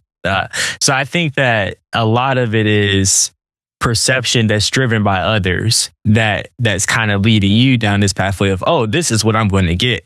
And then when you get in, that expectation is it's going to drop a little bit because it's not that. But I also think that there's a lot of aspects to this that's still really good though. It's just hyped up way more than what the reality is. And that a lot of time comes from family and friends. So yeah, I mean, it's a game of patience, though, right? Like we talk about playing the game. So that's why I say that, because when we recruit for sellers to come to where I work, it's like, hey, you could go to the Super Bowl, you could go do these NCAA, these NFL games. You could go, you could go do all this stuff if you were in the ceremonial guard, And then like when I talk to my young sellers, and I'm like. And they like, yeah, if we told the truth in recruiting, like they like, they're like what they say sometimes, like, we got to tell the truth in recruiting a little bit more. They told us we could go do this and we could. It's like, can you go to the Super Bowl? Like somebody has to go. Like a ceremonial guard seller has to go. So it's the truth. Like you join, you have a chance to go to the Super Bowl. You have a chance to go do all this stuff. And it's like, but it's going to take a little bit of time till you make fools and you get where you need to get to go. But I'm like, what I say to them is like, how else could we recruit? Like if we go there and we just say all the bad shit, right? Yo, we live hour and a half away now from the building. With some steam issues, some hot water issues in the bags. Is like, who the fuck are we recruiting? No one. So yeah. So how do you even? Because like in the Navy, right? And I plan to go recruiting for ceremonial guard. I'm gonna do it a little different. Mine is going to be a little bit more realistic compared to what they're saying. I don't even know like what their experience were because I only went one time. But now in the Navy, you can get a house, you can get a car, you can get a picket fence. One of these chiefs out here driving like a Lambo or something. Like he a NC, he got a little social media dude, like not little, but he got a social media account and all that. He got like a Lamborghini and Ferrari or something like that. You can get all of. When I joined because all my aunt and uncle friends, they had Benzes and BMWs. Now, if I'm thinking like nearsighted, I still ain't get a Benz and BMW. I'm about to hit 20. You know what I mean? But that's my fault. It's my fault, man. I was too busy worried about getting going with the Win box sets. You know what I mean? Like I, put myself in a position to get the Benz and the BMW. But I think people gotta wait. Like it ain't gonna be your first. You about to get peanuts for a little bit, right? Your first. Your first couple paychecks, like that shit ain't nothing. But you stay in longer, you see that. Like, man, my first time I was in Cali, my first time seeing $100,000. You know what I mean? And then whatever now, like I don't think I've seen less than 100,000 on a paycheck, and it only gets better. But you gotta stay in a little bit for that. You gotta make rank. Am I off, Damon? No, you good, bro. Right on. Yeah. And it takes time too, man. Be honest with you, it takes time, man. And that expectation is real too, though. But man, you guys hit everything on it, man. We're not gonna talk. We're not gonna give you that real. You know what I mean? And expect people to join. You know what I'm saying? So it just only makes it only makes sense, right? But that goes into every recruiting thing we do, though, right? Yeah. Any recruiting, like even if you going to these schools out there, they not gonna tell you. You know what I mean? You right outside the base, people getting shot and people doing. You know what I mean? Figure that out when you get there. Yeah, you figure all that shit out when you get there, man. Yeah, right after you. By the way. Yeah. Right after you saw that dotted line. Oh, by the way, man, it's a place called Hibbie Street. Stay away from Hibbie Street. You don't want to go there, man. So, we got to talk about Chiefs, right? Well, you about to say something, Aaron? All right, Aaron cut off. All right. We got to talk about Chiefs, right? So first off, what's your expectations of a good leader? A good leader. I think the best way that I can describe it is a good balance between competency and character. And I got that from the leadership development course that I did with the Navy. But it's when they said those two words, I was like, that's really what it comes down to. You got to have character and competency, and those two things have to work together. You're gonna have our real on my Navy HR with that type of action. I know, right? That's straight off the placemat, man. All right, so character and competency. Do you feel like you've had a really great leader since you've been in? I've had three different LPOs and three different chiefs. So I think that from all of the ones that I've had some that were really character heavy, but like as far as that subject matter expertise, it was probably lacking a little bit, but that didn't mean that they didn't know where to find the answer. But so I would say I've had some like that. Then I had some that were like super, super, super smart. They knew where all of the answers were, but like that compassion piece, that empathy piece was lacking a little bit. You know, it was like sailor had something going on in their family. Like, oh, okay, but what about this work though? So it's like I've had a mixture of both, but you really got to have a good balance. Yeah. What about for like the Chiefs too? Kind of same deal? Yeah, 100%. It was mainly the Chiefs that I've encountered that were like that either had one or the other. I feel like a lot of the first classes that I've worked with have been pretty solid for the most part. Yeah. Hey, so for the people in aviation that's going to get mad at me, I'm ignorant to this. I've been talking to some ADCs though. And the ADCs been telling me, Aaron, it looked like Aaron got to go. Some technical errors. Yeah. So, man. All right. It looked like so the ADC's been telling me like a lot of what they do is like separated from the junior sellers doing the maintenance. Like, and I'm not specifically talking about ADCs, but wherever these commands are, and both of y'all could probably help me out here. But the way they kind of describe it is like you got like maintainers, like people doing maintenance, and then like it's an office or something where leadership is, and it's like a bunch of chiefs in there, like doing chief shit, you know, and every now and then they'll come out and do stuff, but like, and I know I'm kind of off, but am I painting a picture that's close to some type of reality in like an aviation squadron?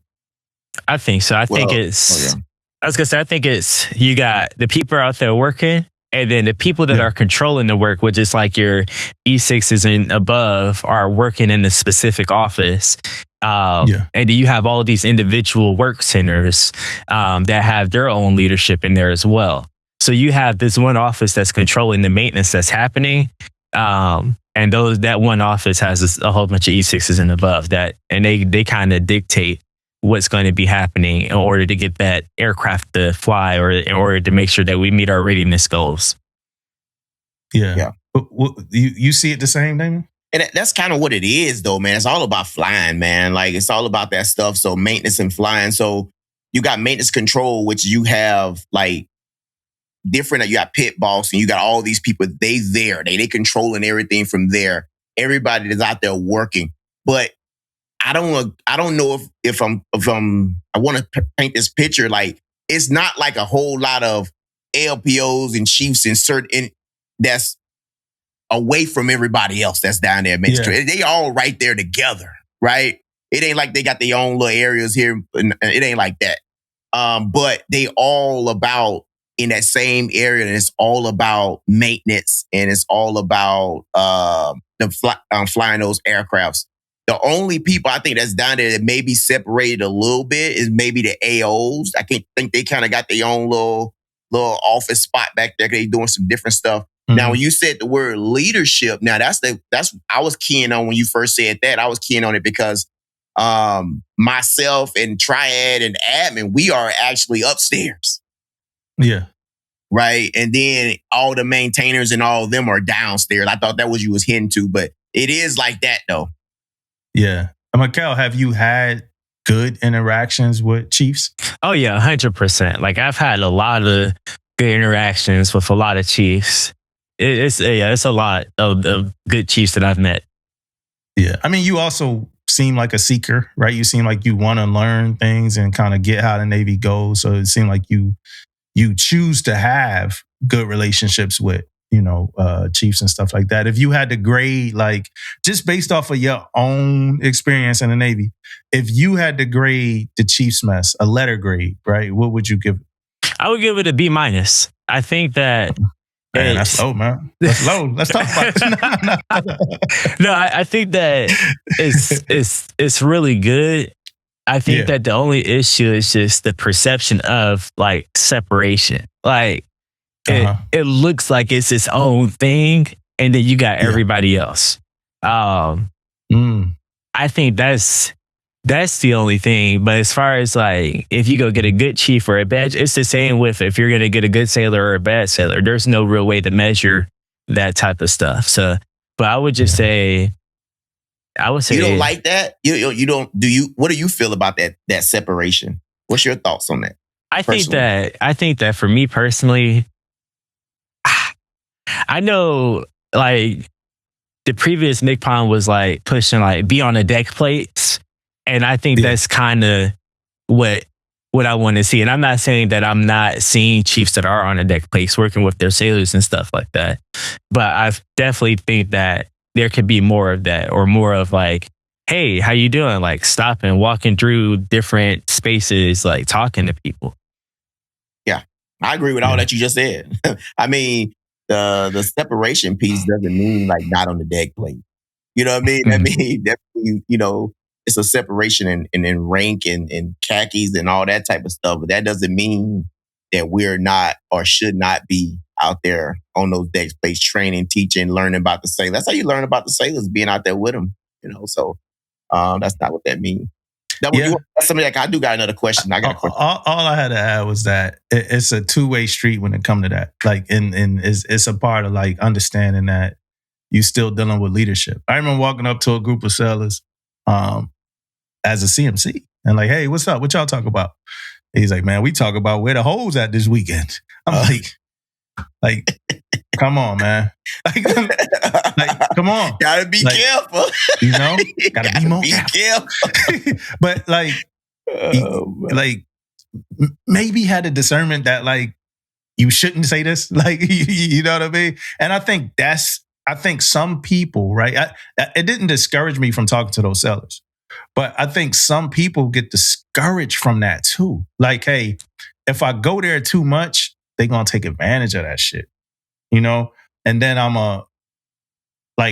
my leadership is going to be compromised if they take advantage of that. Now you got to be like, yo, come on, bro. Like maybe not, do that in front of me, and let's keep it moving in that way. And I talk to my sellers about relationships, and stuff like that. But nah, you ain't about to call these women hoes. Like, we ain't about to do that, Yeah. That's all.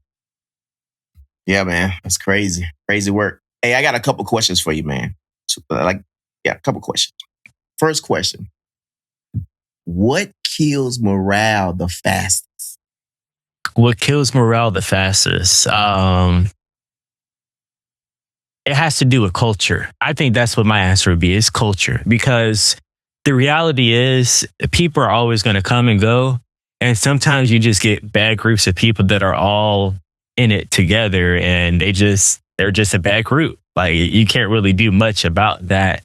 And you know what they want, because it's kind of hard to regulate that, you know? So I think that it's just luck. You gotta get the right group of people. Yeah, I mean, culture, when you say the word culture though, right? Like, you become part of that, right? Because you become part of that culture. So it's one of those things that when you first get to a command, you're trying to figure out the culture. But when you're there for a while, you're part of that shit too, right? When you have them there, and of course, your drive and the way you do things matters when it comes to that stuff too. Can I jump in just for one thing in that part? I think positivity wins out, right? But you can't be discouraged to be positive. And a lot of people, when people get into these environments with the bad culture, I'm not going to say normally, I've seen it to where they'll shut out whatever they got to offer because the place is the place. Vice offering it. And then you're probably going to get some fatigued people that been there for a while and ain't think of this for a while and ain't realize that like you could re-energize. But a lot of times it goes the other way around. You come somewhere and you get beat down with low morale to the point that you like, fuck, man. You know? So yeah, that's my thoughts on that. I'm not going to repeat that same thing. And that's what I think about that. Yeah, that's facts though. You're right about that, man. Sometimes you when you first get there, you got a different perspective. You want to get this done. You want to knock this out. You're motivated as hell, and then it just beats you up, man. My other question I got for you, it's kind of for you, and also like if you could think maybe a little bit outside the box, but what motivates sailors today? What motivates sailors today? I think that it's a mixture of two things.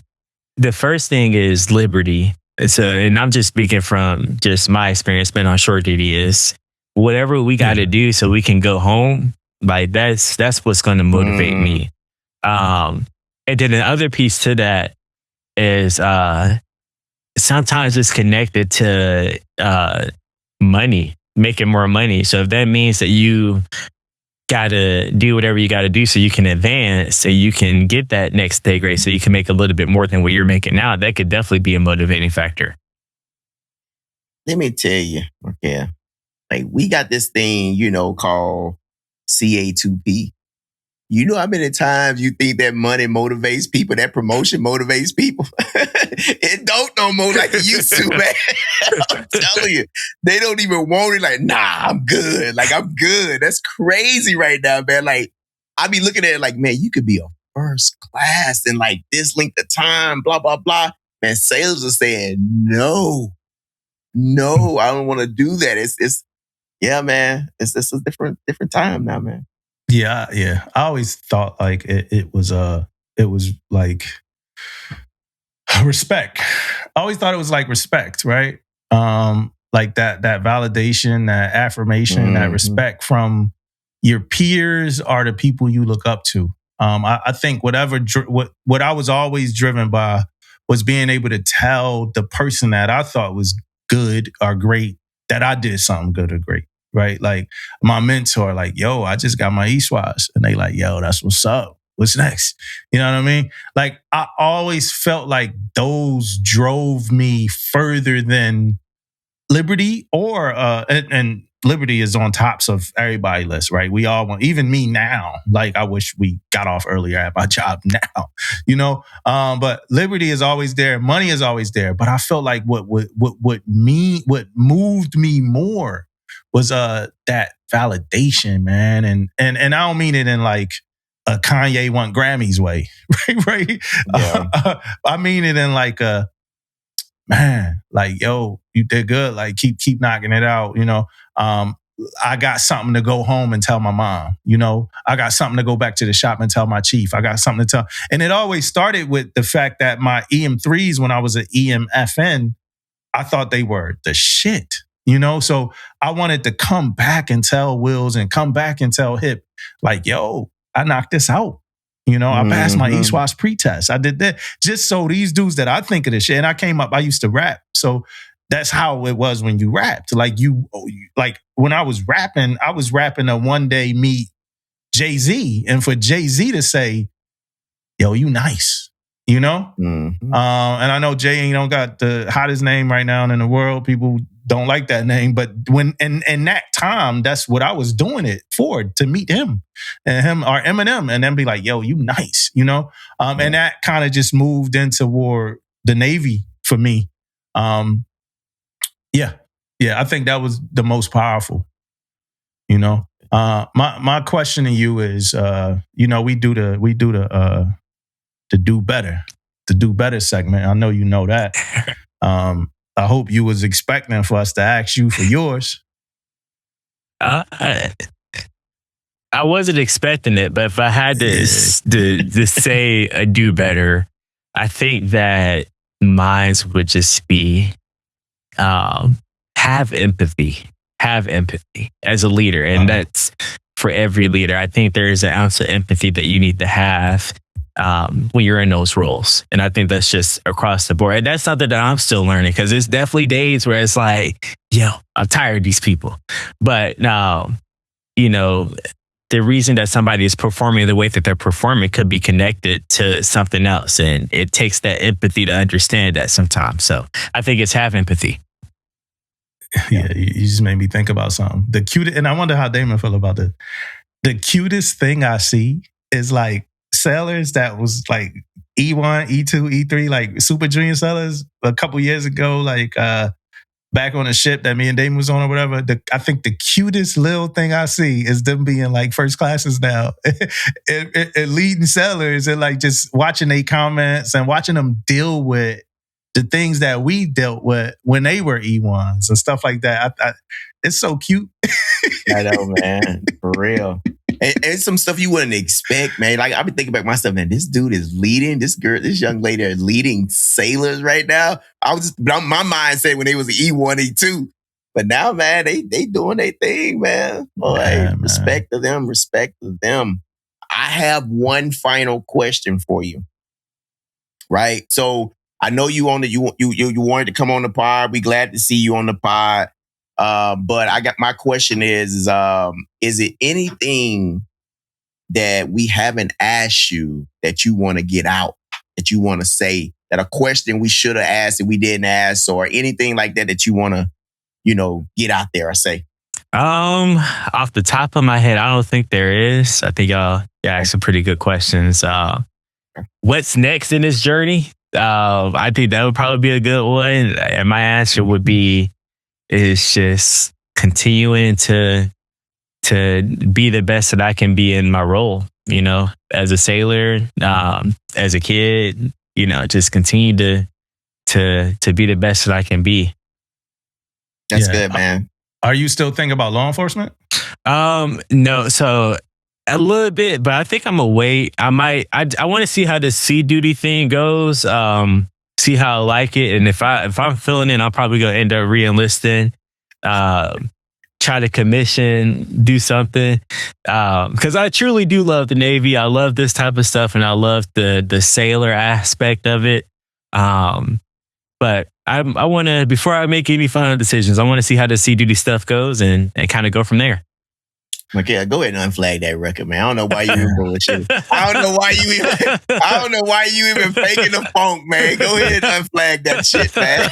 You could always hit me up, man. You know, if something wrong, sea duty, hit me up, man.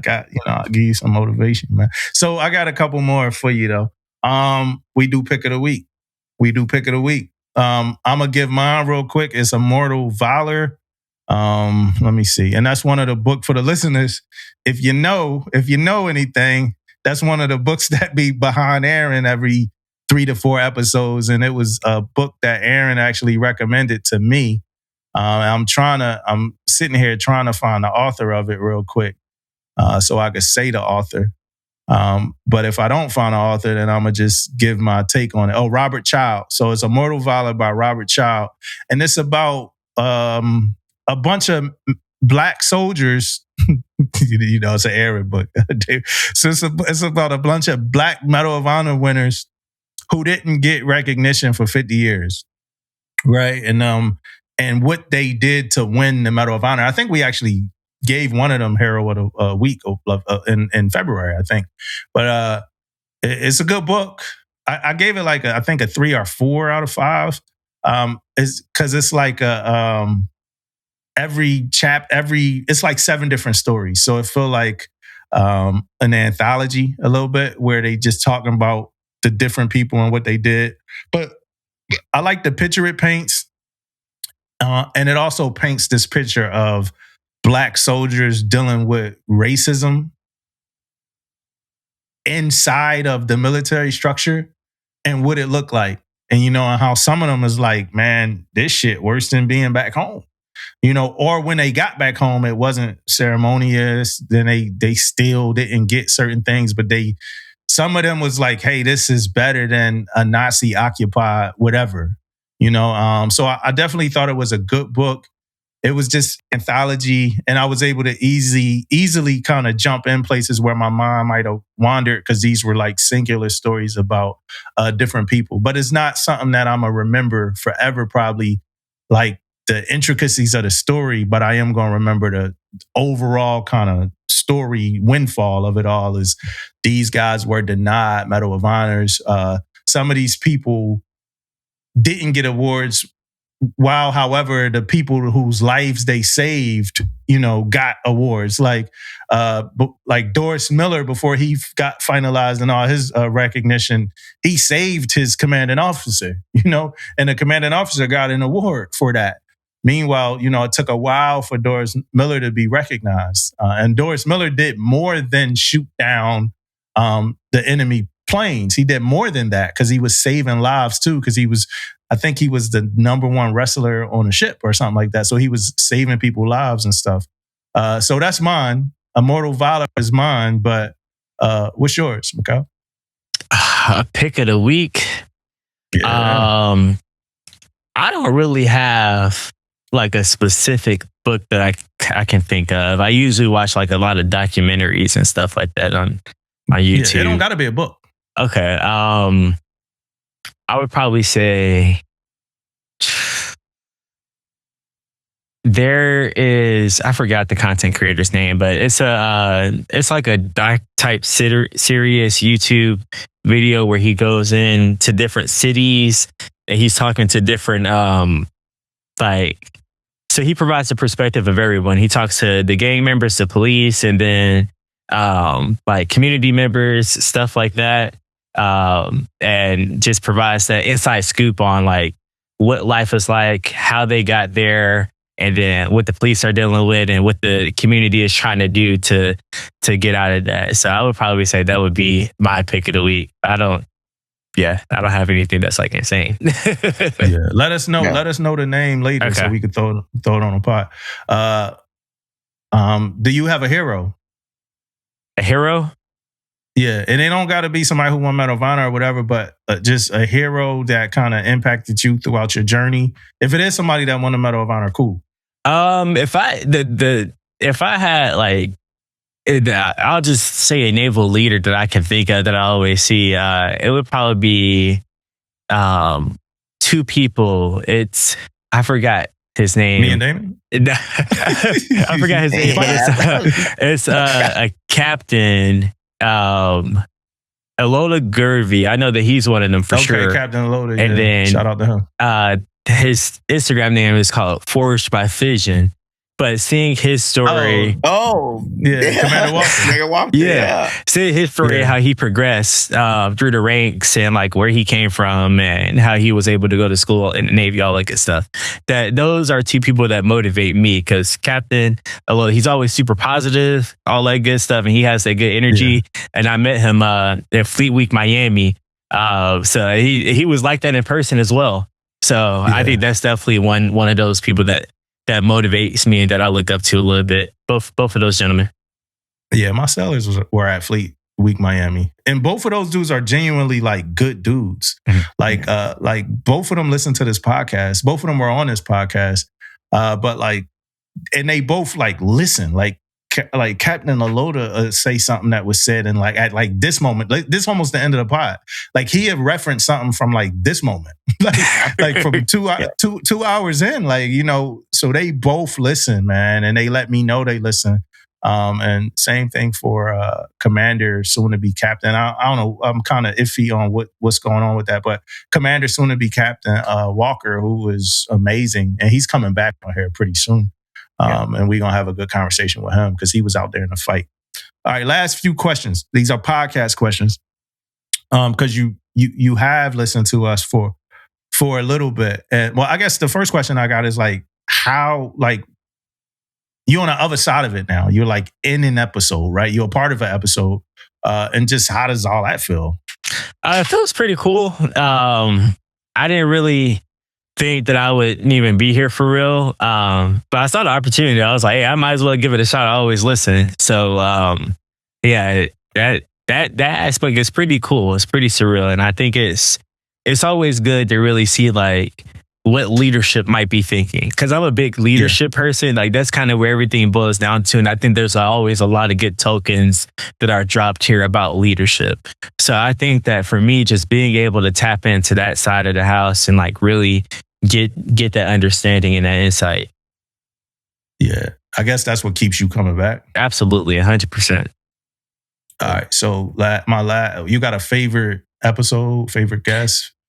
Favorite episode? Favorite episode. I'm thinking back to the one that y'all did with Captain Gervy. I liked that episode a lot. Yeah. I just feel like it was just a pretty good episode. I don't really remember too much on like what was talked about, but I just know that the energy was there. It was like super genuine. So like I would say that episode was probably a solid one. All of the episodes always make me laugh. So so I was gonna ask that. That's my, because that's like my selfish pod. Hey, for the listeners, I got some selfish pod questions because we talking to a listener. So I have a selfish pod thought that our episodes without guests are better than our episodes with guests, right? But I'll be interested in what not you're just one listener, and I've heard some listeners think the same. But what do you think?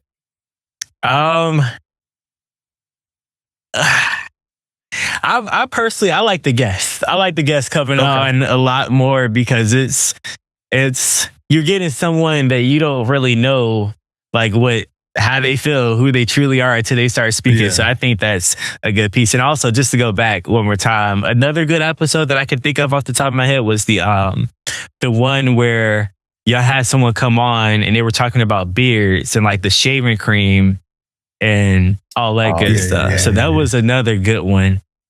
Charles, right? Shout out to Charles. Yeah, shout out to Charles. Doing his thing, man. Doing his thing. Yeah, I'm team no guests, but we love having guests. I'm just team. Yeah. I laugh the most at the episodes that don't have guests. Like we can have more fun and we ain't gotta we ain't worried about getting nobody in trouble. Like it's just us. You know what I mean? Hey man, look, thanks for coming on.